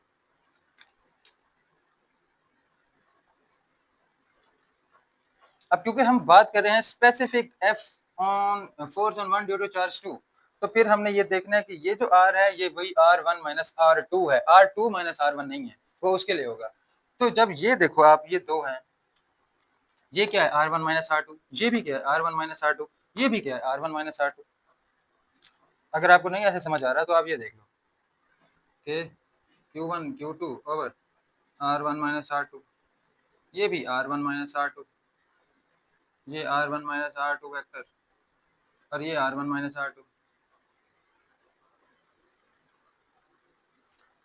ये तीनों सेम है, इनको आप मल्टीप्लाई कर दो, के Q1 Q2 r1 minus r2 cube r1 minus r2 vector. ये हमारे पास आ गई जी फोर्स की वैल्यू। किस फोर्स की? Force on charge 1 due to 2। और किस तरह से? वेक्टोरिकली। लेकिन ये सब करने की क्या जरूरत थी? वेक्टर तो डायरेक्शन तो यहाँ पे भी पता चल गई थी, हमें पता चल गया था कि जो इस फोर्स की डायरेक्शन है वो r1 माइनस r2 की भी है। देखो ये है कि वो सवाल आपसे पूछ लेगा, आपको वैल्यू दे देगा r1 माइनस r2 क्यूब की, तो तब क्या करोगे? मैंने आपको कहा था मुझे ये सब नहीं पसंद जिसमें आपको हर पता होगा आपने क्या करना है। तो अब हमें ये फार्मूला डिराइव करना था। कितनी अजीब बात है ना, ये डिराइव हमने करना था कुछ भी करके, और हमने कर दिया। तो ये फार्मूला आपको आना चाहिए, बस यही कुछ था इसके अंदर। तो ये तरीका मुश्किल तो नहीं लगा ना? वैसे ये आर स्क्वायर है, आप इसको क्या कहते हैं, ये जो r1 माइनस r2 है, अब हमें पता है ये r1 माइनस r2 होगा, तो ये तीनों मिलके r1 माइनस r2 क्यूब बन गए, और फिर एट द एंड वो सेम। अगर आप फोर्स ऑन 2 ड्यू टू 1 करोगे तो ये हमारे पास r2 माइनस r1 होगी। तो ये r2 minus r1, r2 minus r1, r2 minus r1, r2 minus r1, r2 minus r1, r2 minus r1, r2 minus r1, r2 minus r1, वो हो जाएगा। क्लियर होगी बात? तो ये हमारे पास टॉपिक क्लियर हो गया। अब हम देखते हैं कि असल में सवाल किस तरह से आएंगे। देखो यार, अब ये है कि मिसाल के तौर पर आपसे वो कहता है कि यार एक चार्ज है Q1 ये पॉजिटिव, एक चार्ज है ये Q2 पॉजिटिव। अब इनके दरमियान क्या फोर्स ऑफ अट्रैक्शन है, सॉरी रिपल्शन है, वो आप बता दो। वो आप बता दोगे एफ Q1 Q2 और आर स्क्वायर, उसके अंदर आपको आर बता देगा, कभी एक चार्ज की वैल्यू बता देगा, कभी दूसरे चार्ज की वैल्यू बता देगा। तो ये तो है आसान। अब मैं बात करूंगा कि इसमें मुश्किल सवाल क्या आएंगे। फिर से मैं बता दूं कि अलग अलग वैल्यूज देके अलग अलग चीजें पूछ लेगा, और मोस्टली वही आती है। लेकिन अब इसमें मुश्किल क्या आती है? मुश्किल ये आ जाएगी जी, अब आपको चार्ज दे देगा 3। अब बोलेगा पहले चार्ज पर क्या फोर्स लग रही है वो हमें बता दो। समझ आ रही है बात की? अब देखो सबसे पहली बात ये है, ये तीनों पॉजिटिव चार्ज है, हम ये बात मान लेते हैं। इसकी वजह अब हमें सिर्फ ये देखना है कि force on net force Q1 पर कितनी लग रही है। वो ये लग रही है कि एक रिपल्शन की यहाँ से आ रही है और एक रिपल्शन की यहाँ जा रही है। ये दो फोर्सेस Q1 पे लग रही हैं। क्लियर हो रही बात? एक ये फोर्स है और एक ये फोर्स है। यही हो रहा है ना, हमारे पास एक ये इसको रिपेल कर रहा है, ये हम ये बाकी पर ही देख रहे हैं, हम सिर्फ इस पे देख रहे हैं। तो Q1 की ये हालत है फिलहाल, Q1 की हालत है ये, एक यहाँ से रिपल्शन आ रही है, एक यहाँ से रिपल्शन आ रही है। तो अब इसको हम कैसे सॉल्व करेंगे? देखो, जब ये सिनेरियो आता है हमारे पास 2-3 चार्जेस आ जाते हैं, अब ये हम सॉल्व करते हैं इसको वेक्टोरिकली। आपने बस एक फार्मूला याद रखना है इसका, कि जब हमारे पास इस तरह से दो से ज्यादा चार्ज हैं, तो उन पर जो फोर्स अप्लाई होती है ना, उनको हम सॉल्व करते हैं वेक्टर्स के जरिए। इस वेक्टर को आपस में सॉल्व करेंगे और हमारे पास एक रिजल्टेंट वेक्टर आएगा और वही हमारे पास जवाब होगा। उसका फार्मूला होता है कि आप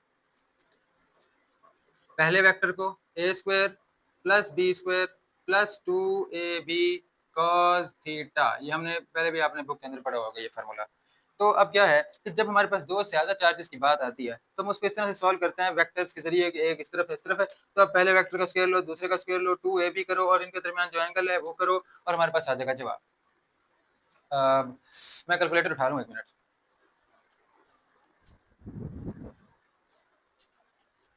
अच्छा देखो, ये इतना मुश्किल नहीं है, समझना आप।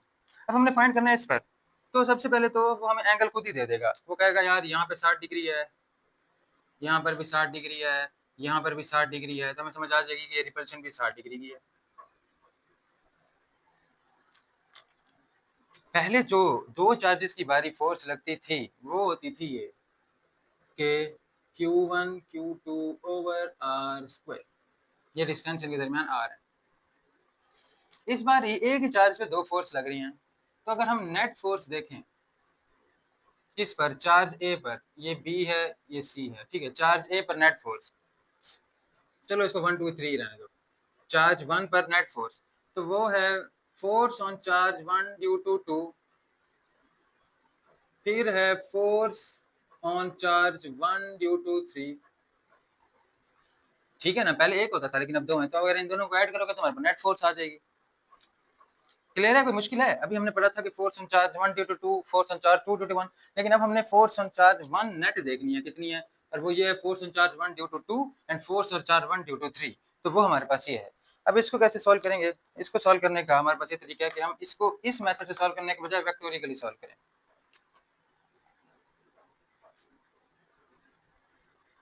देखो, हमारे पास ये सेम चार्जेस हैं, हमारे पास ये फोर्स है, ये फोर्स कौन लगा रहा है? ये लगा रहा है force 3, force on charge 1 due to 3, और ये कौन लगा रहा है? Force on charge 1 due to 2। अब वेक्टर ए क्या है हमारे पास? फोर्स है, तो फोर्स का स्क्वायर ले लो। अब आप force on charge 1 due to 3 या चार्ज 1 ड्यू टू 2 लिखना है तो लिख लो, नहीं तो हमें पता है कि फोर्सेस सेम है क्योंकि चार्जेस सेम है। अब बी देख लो आप, तो वो भी फोर्स है हमारे पास, फोर्स ऑन चार्ज 1, चलो आप लिख लो यार बेशक 1 3 1 2, ये स्क्वायर आ जाएगा, प्लस 2ab मतलब force on charge 1 due to 2, force on charge 1 due to 3, और कॉस हमारे पास 60 डिग्री, ठीक है। अच्छा, हमें पता है ये सारी फोर्सेस सेम है, तो आप इनको आप लिख लो ऐसे, एफ स्क्वायर प्लस 2 और एफ स्क्वायर कॉस 60 हमारे पास होता है 1/2। अब जब आप इसको सॉल्व करोगे तो हमारे पास ये आ जाएगा F square plus F square, क्योंकि ये 2 से 2 कैंसिल हो जाएगा, ठीक है। तो हमारे पास ये हो जाएगा 3f स्क्वायर, और अगर आप इसको अलहदा कर लो, 3 को अलहदा और एफ स्क्वायर को अलहदा कर लो, तो एफ से एफ गया ये, और हमारे पास आ जाएगा √3f। ये क्या है? ये है नेट फोर्स ऑन चार्ज 1। ये क्या? Net force on charge 1। इस चार्ज पर एक फोर्स 2 ने लगाई, एक फोर्स 3 ने लगाई, तो हमने कहा ये इस पर नेट फोर्स जो है वो हम इस तरह से फाइंड करेंगे 3f। अब फोर्स इस ये जो क्या लगा रहा है, मान लो ये फोर्स लगा रहा है 5 न्यूटन की फोर्स लगा रहे हैं, तो आप √3 5 करो जरा मल्टीप्लाई ना, अगर हम करें तो ये हमारे पास आ रही है 8.6 न्यूटन, 8.6 न्यूटन। तो इसका ये मतलब है कि हमारे पास फोर्स बढ़ गई, जाहिर रिपल्शन की फोर्स बढ़ गई। क्लियर हो गई बात? नहीं हुई क्लियर? कोई नहीं, दोबारा करते हैं।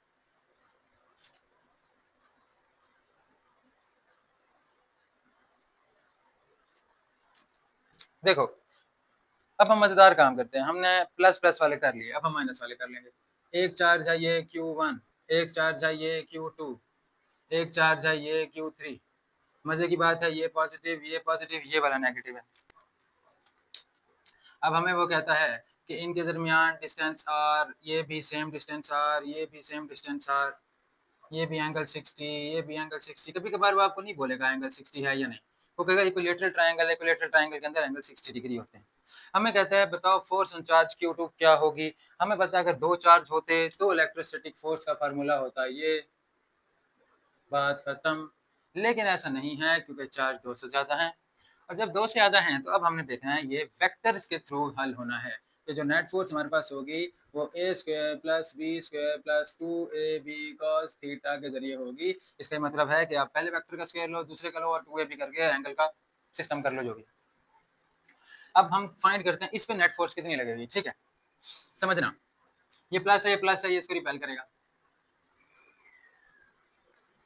ये माइनस है, प्लस है, ये इसको अपनी तरफ अट्रैक्ट करेगा। ऐसा है या नहीं, ऐसा है या नहीं।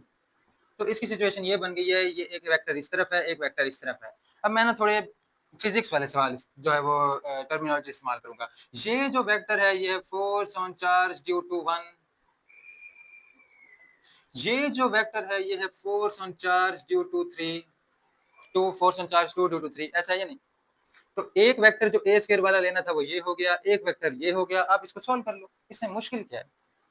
इसको आपने उन तरीकों से सॉल्व नहीं करना, जैसे मिसाल के तौर पर बेसिकली ये जो नेट फोर्स हमने फाइंड करनी है 2 के ऊपर नेट, वो है हमारे पास force on net 2 due to 1 plus force on 2 due to 3, और वो हम करेंगे वेक्टर्स के जरिए, रिजल्टेंट वेक्टर के जरिए। क्लियर है बात। अब आप कर लो, आप बेशक सारे नेगेटिव सारे पॉजिटिव कुछ भी ले लो तो सीन यही होगा। क्या होना है, क्योंकि चार्जेस सेम है तो फिर फोर्सेस भी सेम होंगी। ए स्क्वायर, अब ए इसको ले लो, फोर्स ऑन चार्ज 2, इसका स्क्वायर, फिर हमारे पास दूसरे वेक्टर का स्क्वायर, फिर 2 पहला वेक्टर, दूसरा वेक्टर, कॉस कॉस एंगल कितना है इन दोनों के दरमियान, एंगल कितना है, ये 60 है तो ये कितना है 120। कितनी गंदी राइटिंग होगी अचानक से। तो सारी फोर्सेस सेम है क्योंकि चार्जेस सेम है, तो ये F square plus 2 F square, तो कॉस 120 माइनस 0.5, हमारे पास क्या आ रहा है, माइनस 0.5। जब आप इसको वही -1/2 हो गया, इसको सॉल्व करोगे तो हमारे पास ये माइनस के अंदर आ जाएगा,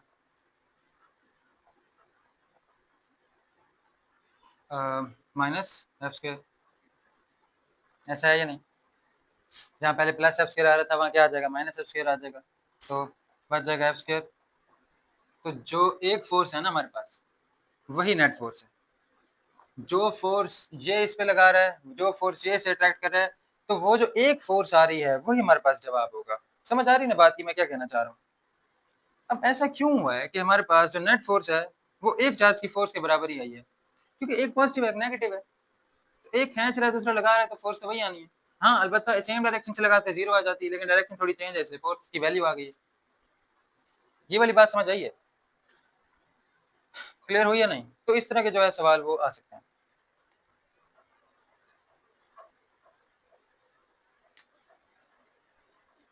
अच्छा इस तरह के सवाल नहीं, मतलब थोड़े मुश्किल से है, लेकिन समझाने वाला यही है यार, बाकी तो आपको आता होगा।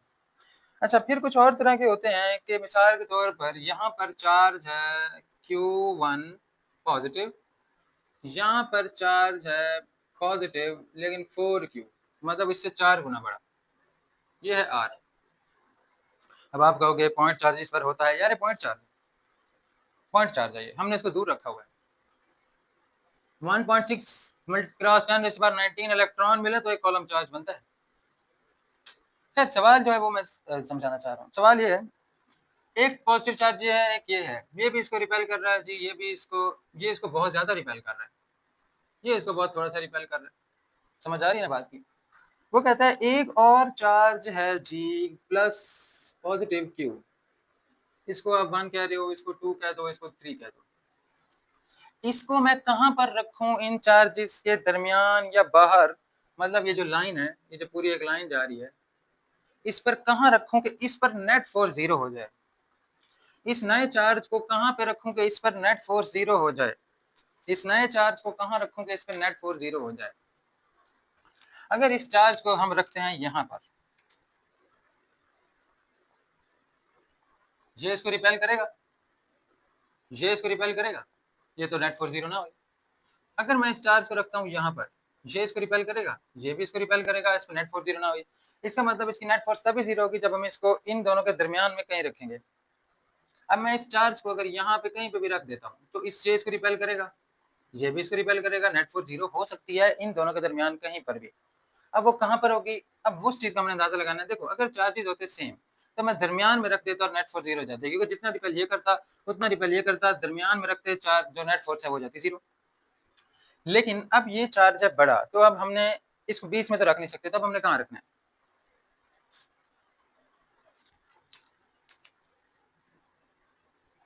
Q1 प्लस का 4Q, इसको Q2 को, और जो हमारे पास Q3 चार्ज है वो अब हम कहाँ पे रखें, ये डिस्टेंस है ये हमारे पास आ रहा है, अब हम प्लस Q3 वाला चार्ज कहाँ पे रखें, यहाँ पर। देखने में तो मैं आपको बता देता हूँ कि अगर आप इस पॉइंट पे रखोगे ना, तकरीबन इस पॉइंट पे क्या होगा, ये भी इसको रिपेल करेगा, ये भी करेगा, लेकिन ये यहाँ पे कम करेगा उसको, तो फिर इन दोनों की रिपेल्शन बराबर हो जाएगी और इस पे नेट फोर्स जाएगी 0। लेकिन अगर आप इस चार्ज को यहाँ रखते हो, ये बहुत ज्यादा रिपेल करेगा, ये तो वैसे कम करेगा, छोटा है, तो इस पे फोर्स लग जाएगी। तो ये बेसिकली असल में इसने आना है इसके करीब, लेकिन उसको हमने फाइंड करना है। ये जो चार्ज है Q3 इस पॉइंट पर आकर ये न्यूट्रल हो जाएगा, इस पे कोई फोर्स नहीं लगेगी। तो अब कंसीडर हमने ये करना है कि इसका डिस्टेंस इससे कितना होगा और इससे कितना होगा, हमने यही फाइंड करना है। हमें पता है ये ओवरऑल डिस्टेंस जो है ये है r, तो ये वाला जो डिस्टेंस है इस चार्ज से लेकर इस चार्ज तक, इसको हम कंसीडर कर देते हैं ये है x। अगर ये डिस्टेंस x है तो ये क्या डिस्टेंस होगा, r माइनस एक्स। क्लियर हो रही बात, ये ओवरऑल r है, ये x है और ये r माइनस एक्स है। तो अगर हमने x फाइंड कर लिया, हमें पता चल जाएगा कि ये इससे कितना दूर है, फिर हम r में से x की वैल्यू माइनस कर देंगे, इससे कितना दूर है, तो हमें ये बात वाज़ेह हो जाएगी कि इस चार्ज को हमने इन दोनों से कितना दूर रखना है ताकि इसमें नेट फोर्स 0 हो जाए। हाँ, अब बात को समझना, हमने कोशिश करनी है चार्ज Q3 पर नेट फोर्स 0 हो। चार्ज Q3 पे नेट फोर्स 0 हो, ये तब ही मुमकिन होगा जब ये Q1 इस पे इक्वल रिपल्सिव फोर्स लगाए जितना Q2 इस पे रिपल्सिव फोर्स लगाए इक्वल। इसका ये मतलब है force on charge 3 due to charge 1 बराबर होनी चाहिए force on charge 3 due to charge 2। ये बराबर होंगी तभी तो नेट फोर्स 0 होगी, यही नेट फोर्स की कंडीशन है ना, नेट फोर्स 0 की यही कंडीशन है ना कि दोनों फोर्सेस इक्वल होनी चाहिए, तो वो है। अब आप कूलम्स लॉ लगा दो। अब देखो इन दो चार्जेस की बात होगी, ये इन दोनों में इलेक्ट्रोस्टैटिक फोर्स की बात होगी, तो force on charge 3 due to 1। तो अब देखो के Q1 दूसरा चार्ज कौन सा है Q3 ओवर, अब इनके दरमियान डिस्टेंस क्या है, इनके दरमियान r डिस्टेंस नहीं है, इनके दरमियान x डिस्टेंस है, x स्क्वायर। क्लियर हो रही है बात,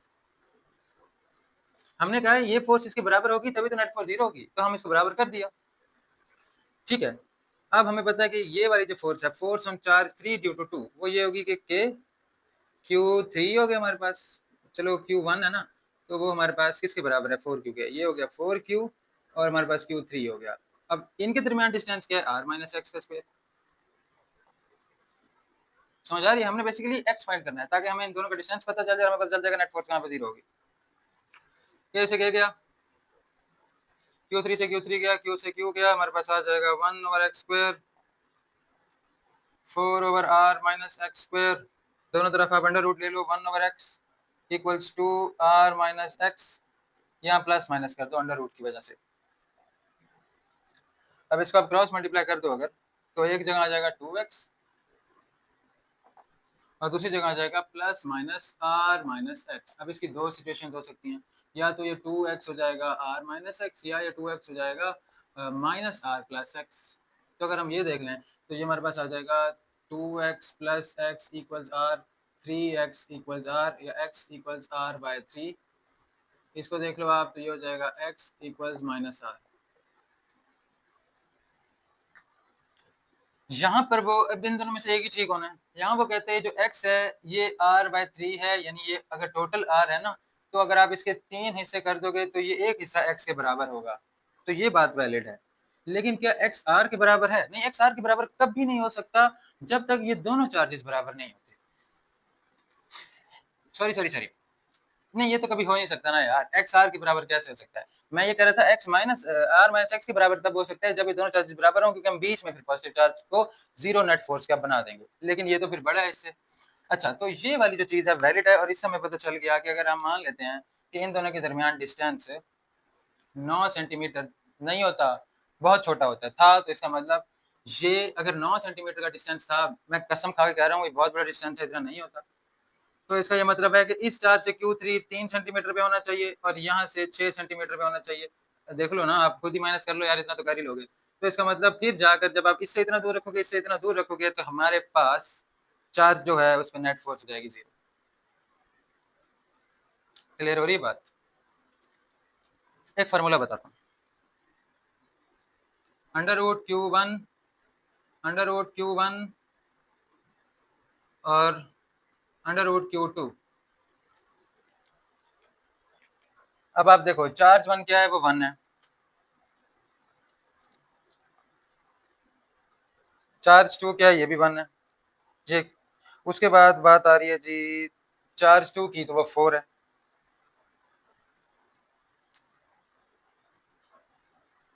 सॉरी यार, यहाँ पर ना प्लस आना था, प्लस। ये फार्मूला है। पहला चार्ज क्या है, ये Q1, इसकी वैल्यू 1 है ना, हमने 1 कंसीडर की हुई है, ये से 4 गुना बड़ा है तो आपने यहाँ पे 4 डाल दिया। तो मतलब अगर आप यूं करो under root 1 over under root 1 plus under root 4, तुम्हारे पास पता आंसर क्या आ रहा है? फार्मूला है ये बेसिकली L।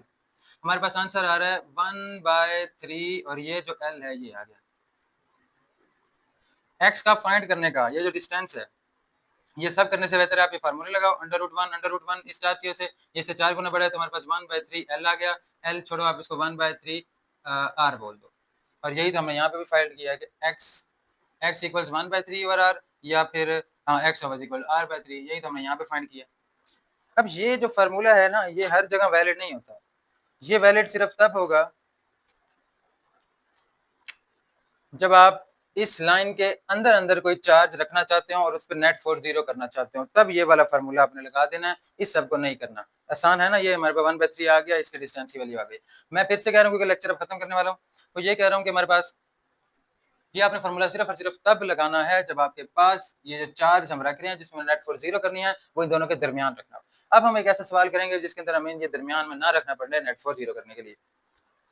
तो सवाल हम ले रहे हैं, हमारे पास एक चार्ज है प्लस Q1 और एक और चार्ज है +4Q ना, तो ये चार्ज जो है इससे बड़ा है। इस बारी भी फिर वही बात आ जाएगी, ये हमारी लाइन है और ये यहाँ से यहाँ तक R है। इस बार आप क्या करो, आप माइनस का कोई चार्ज वो यहाँ पे इस पूरी लाइन में रखो जिसके ऊपर नेट फोर्स 0 हो जाए। अब देखो अगर हम सिंपली देखें तो अगर मैं माइनस का चार्ज यहाँ रखूँ, अच्छा ठीक है, ये भी बिल्कुल उसी तरह से होगा जिस तरह से वो हल हुआ था कि अगर आप -4Q यहाँ रखोगे -Q, तो ये इसको अट्रैक्ट करेगा अपनी तरफ और ये भी इसको अट्रैक्ट करेगा, तो हमारे पास ये हो जाएगा। ये सिचुएशन बिल्कुल वैसे ही बनेगी जैसे वो सिचुएशन बनी थी। अब मामला कब चेंज होगा? मामला चेंज ये होगा, इसमें भी वो फार्मूला आप लगा सकते हो। मामला चेंज तब होंगे कि जब मैं एक चार्ज लूँ +Q और एक चार्ज ले लूँ -4Q, 4 ले रहा हूँ, 5 6 जो मर्जी ले लो, और ये उनके दरमियान डिस्टेंस होगा R, ये उनके दरमियान डिस्टेंस होगा R। अब मैं एक चार्ज ले लेता हूँ +Q छोटा सा, इसको मैं कहाँ पे रखूँ कि इस पे नेट फोर्स हो जाए 0। तब आपने एक बात याद रख लेनी है अपने दिमाग में, अगर दोनों चार्जेस सेम होंगे तो नया आने वाला चार्ज चाहे पॉजिटिव हो चाहे नेगेटिव हो, वो बीच में ही आएगा और उस पर वो फार्मूला लगेगा। अगर दोनों चार्जेस सेम होंगे, प्लस होंगे या माइनस होंगे, कोई फर्क नहीं पड़ता। ये प्लस है, ये भी प्लस है, तो नया चार्ज बीच में ही आएगा अगर नेट फोर्स 0 करनी है। ये माइनस है, ये माइनस है, चाहे बड़ा है जब मर्जी है, तो नया आने वाला चार्ज है प्लस है या माइनस है, बीच में ही आएगा। पर क्या होता है कि इन दोनों को सेम चार्ज होना चाहिए, लेकिन अब ये प्लस है ये माइनस है, तो अब जो नया चार्ज चाहे प्लस हो या माइनस हो, उस पर नेट फोर्स 0 करनी है ना, तो आपको हर सूरत बाहर रखना पड़ेगा, ये आपको अब बाहर रखना पड़ेगा। एक ट्रिक भी बता देता हूँ, नहीं ट्रिक को खैर जरूरत नहीं है। अगर मैं ये +Q छोटे वाला यहाँ पे ये पूरी लाइन जो जा रही है, ये रख देता हूँ मैं यहाँ पर, ये इसको अट्रैक्ट करेगा, ये इसको रिपेल करेगा, ये इसको रिपेल करेगा, ये इसको अट्रैक्ट करेगा, लेकिन क्या इसकी अट्रैक्शन ज्यादा नहीं होगी? ये करीब भी है और ये -4q है, वो तो सिर्फ +1q है, तो इसका मतलब ये कैंसिल आउट तो नहीं कर रहा। यहाँ पे रख दूं अगर मैं, ये इसको रिपेल कर रहा है, ये इसको अट्रैक्ट कर रहा है, तो ये तो बिल्कुल ही नेट फोर्स जीरो नहीं होगी, क्योंकि जब दो अपोजिट चार्जेस होते हैं ना, और आपने कोई और चार्ज रखना हो, चाहे वो प्लस हो चाहे वो माइनस हो, तो उसको आप हमेशा बाय रखोगे। अब मैं यहाँ रख देता हूँ इस प्लस क्यू को, ये इसको रिपेल करेगा, ये इसको अट्रैक्ट करेगा। अब यहाँ पे फोर्स जीरो हो सकती है, वो क्यों? क्योंकि ये इसको अट्रैक्ट करेगा, ये बड़ा चार्ज है लेकिन ये है भी तो दूर, ये इसको कम अट्रैक्ट कर पाएगा। ये रिपेल करेगा, ये ज्यादा रिपेल करेगा, लेकिन ये है तो छोटा चार्ज है, कम रिपेल करेगा। एट द एंड दोनों की अट्रैक्शन रिपल्शन बराबर हो जाएगी और यहाँ पर नेट फोर्स जीरो हो जाएगी। अब आप इसको दोनों मेथड से सॉल्व करो। ये हमारे पास आर है, अब हमने डिस्टेंस इधर फाइंड करना है बेसिकली। अब हमारे पास इस चार्ज का जो हमने यहाँ पे रखा है, यहाँ से यहाँ तक का डिस्टेंस x कर लो, और यहाँ से यहाँ तक का डिस्टेंस हमने r वैसे ही किया हुआ है, तो यहाँ से यहाँ तक का डिस्टेंस क्या हो जाएगा? x plus are. क्लियर है? इस पॉइंट पर आकर हमें पता है कि यहाँ नेट फोर्स जीरो हो रही है, तो क्या मैं यूं बोल दूं कि force on charge 3 due to charge 1 equals force on charge 3 due to charge 2। ये चार्ज 2 है ना, ये चार्ज 1 है और ये चार्ज 3 है, तो जब ये इस पर और ये इस पर बराबर की फोर्स लगाएंगे तभी तो हमारे पास नेट फोर्स जीरो होगी। आप इसको सॉल्व कर लो आराम से। Force on charge 3 due to 1, तो अब हमने डिस्टेंस भी फिर यही लेना है इनके दरमियान ना, K Q1 Q3 over distance क्या x स्क्वायर, और यहाँ पर force on charge 3 due to 2, तो अब ये पूरा डिस्टेंस आएगा क्योंकि हमने सेंटर से डिस्टेंस कूलम्स ला यही है यार, तो ये के 4Q Q3 और हमारे पास x plus R square complete. Sorry, K से क्या गया, Q1 से ये Q गया, Q3 से ये Q गया, 1 over X square Q, sorry 4। देखो यार ज्यादा टाइम हो गया, मैं खुद पागल हो रहा हूँ। आप दोनों का अंडर रूट ले लो, दोनों का अंडर रूट लोगे तो ये 1 ओवर एक्स आ जाएगा और ये प्लस माइनस के साथ 2x प्लस आर आ जाएगा। आप इनको क्रॉस मल्टीप्लाई कर दो, तुम्हारे पास एक है 2x और equals plus minus x plus R. ठीक है, अब दो सिचुएशंस बन सकती हैं। यार मैं पानी पी लूं।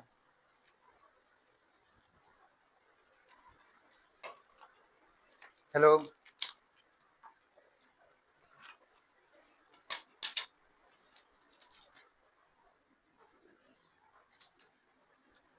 x प्लस आर ये हो जाएगा x इक्वल्स आर, यह सिचुएशन हो सकती है 2x equals minus X minus R, तो ये हो जाएगा 3x इक्वल्स माइनस आर और x equals minus R by 3। अब मुझे आपने ये बताना है कि इनमें से कौन सा जवाब जो है वो ठीक है, कि x r के बराबर हो सकता है या नहीं, या वो ये कह रहा है x जो है ये है r बाय 3, इस r का तीसरा हिस्सा। लेकिन माइनस में, माइनस का मतलब है कि अगर ये प्लस वाला अगर जगह है हमारे पास, क्योंकि हमने चार्ज को बाहर रखा है, तो माइनस वाले का ये मतलब है चार्ज इनके अंदर है। वहां माइनस का मतलब था चार्ज उनके बाहर है, क्योंकि हमने चार्ज को अंदर कंसीडर करना था। तो जब हमने उस माइनस का ये मतलब है कि चार्ज इनके बाहर है, तो ये वाला तो वैल्यू नहीं हो सकती, ये हो सकती है। लेकिन आप कहोगे ये तो नहीं हो रहा, x तो r के बराबर नहीं है। हमें क्या पता था, हमने तो हाइपोथेटिकली इसको यहाँ पे रख दिया। हो सकता है ये इतना ही दूर हो जितना ये आपस में दूर है, मतलब हो सकता है कि ये Q3 है तो ये Q1 हो और ये Q2 हो, लेकिन हमने तो ऐसे सवाल समझाने के लिए किया था ना, तो ये हमारे पास आ गया कि इनके दरमियान उतना ही फासला है जितना इनके दरमियान है। तो अगर आप इस फासले से Q3 को रखोगे तो ही नेट फोर्स जीरो होगी। हो गया क्लियर? लेकिन फिर वही बात, फार्मूला, जब हमारे पास दो ऑपोजिट चार्जेस आते हैं, हमने नेट फोर्स बनानी, चार्ज फाइंड करनी होती है, तो फिर इसके लिए जरा डिफरेंट फार्मूला है उससे, और वो हमारे पास ये होता है कि आप जो डिस्टेंस फाइंड करना चाहते हो, हम डिस्टेंस ही फाइंड करना चाहते हैं ना कि हम उनको कहाँ पे रखें, तो आप उसको बिल्कुल वही Q1 अंडर रूट, लेकिन इस बार प्लस की जगह माइनस कर दो बस, और ये R हो गया। अब देखो Q1 तो 1 नहीं है, ये Q2 हमारे पास 4 गुना बड़ा है, और Q1 जो है वो 1 है, तो हमारे पास ये आ गया 1। आंसर क्या आ रहा है? 1। इस सब को, इसको मैं यहाँ कर दूँ सॉरी, हमारे पास आ रहा है x इक्वल्स 1 r और x इक्वल्स r, तो यही तो इसमें आया था। तो अगर आपको ये चेक करना हो तो आप ये कर सकते हो। तो यार ये बेसिकली हो गया। अच्छा पता क्या है, ये थे थोड़े मुश्किल इसके सवाल, हो सकता है ये ना भी आए, तो जो आने वाले हैं वो आपको आते हैं, क्योंकि उसके अंदर हमने Q1, Q2 की वो आपको वैल्यूज़ दे देंगे, वो फाइंड कर देंगे। आपको वो रिलेटिव परमिटिविटी पूछ लेगा एयर की, वाटर की और वैक्यूम की, तुम्हें पता है 1 होती है, वो याद कर लेना। तो बेसिकली कुल मिला के जो हो सकते थे ना थोड़े बहुत मुश्किल सवाल, वो हो गए हैं। इस तरह के एमसीक्यूज़ आ सकते थे और ये मैंने करवा दिया कि किस तरह नेट फॉर ज़ीरो होगी, ये फार्मूला इस तरह से लगा देना, तो कुल मिला जो है यहाँ पर हो गया। तो उसके बाद इलेक्ट्रोस्टैटिक्स का बेसिकली सबसे अहम चैप्टर है। तो ठीक है यार, ये आप करना और अगर फिर भी कुछ समझ ना आए तो पूछ लेना। और सबसे अहम बात ये है कि आपने ना मुझे कमेंट्स में ये बताना है ज़रूर कि इसके बाद कौन-सा चैप्टर मैं करवाऊँ? क्योंकि दिन कम है, अगर वाक़ई सितंबर के पहले हफ्ते में ज़ोर-ज़बरदस्ती करने की वजह से एमडी कैट होता है, नहीं तो अगस्त के आखिरी हफ्ते में हुआ तो ये तो ज़्यादा चैप्टर नहीं हो पाएँगे। तो कमेंट्स में बताना कि किस चैप्टर की सबसे ज़्यादा ज़रूरत है ताकि मैं इसके बाद डायरेक्ट वही करवाऊँ। ज़ाहिर है इलेक्ट्रोमैग्नेटिज़्म हो सकता है, इलेक्ट्रॉनिक्स हो सकता है, एसी हो सकता है, फ्लूइड डायनामिक्स भी हो सकता है, तो बता देना। इसके बाद फिर इंशाल्लाह वही है, इंशाल्लाह हम हफ़्ता 10 दिन में खत्म कर लेंगे इसको। ओके, अल्लाह हाफ़िज़।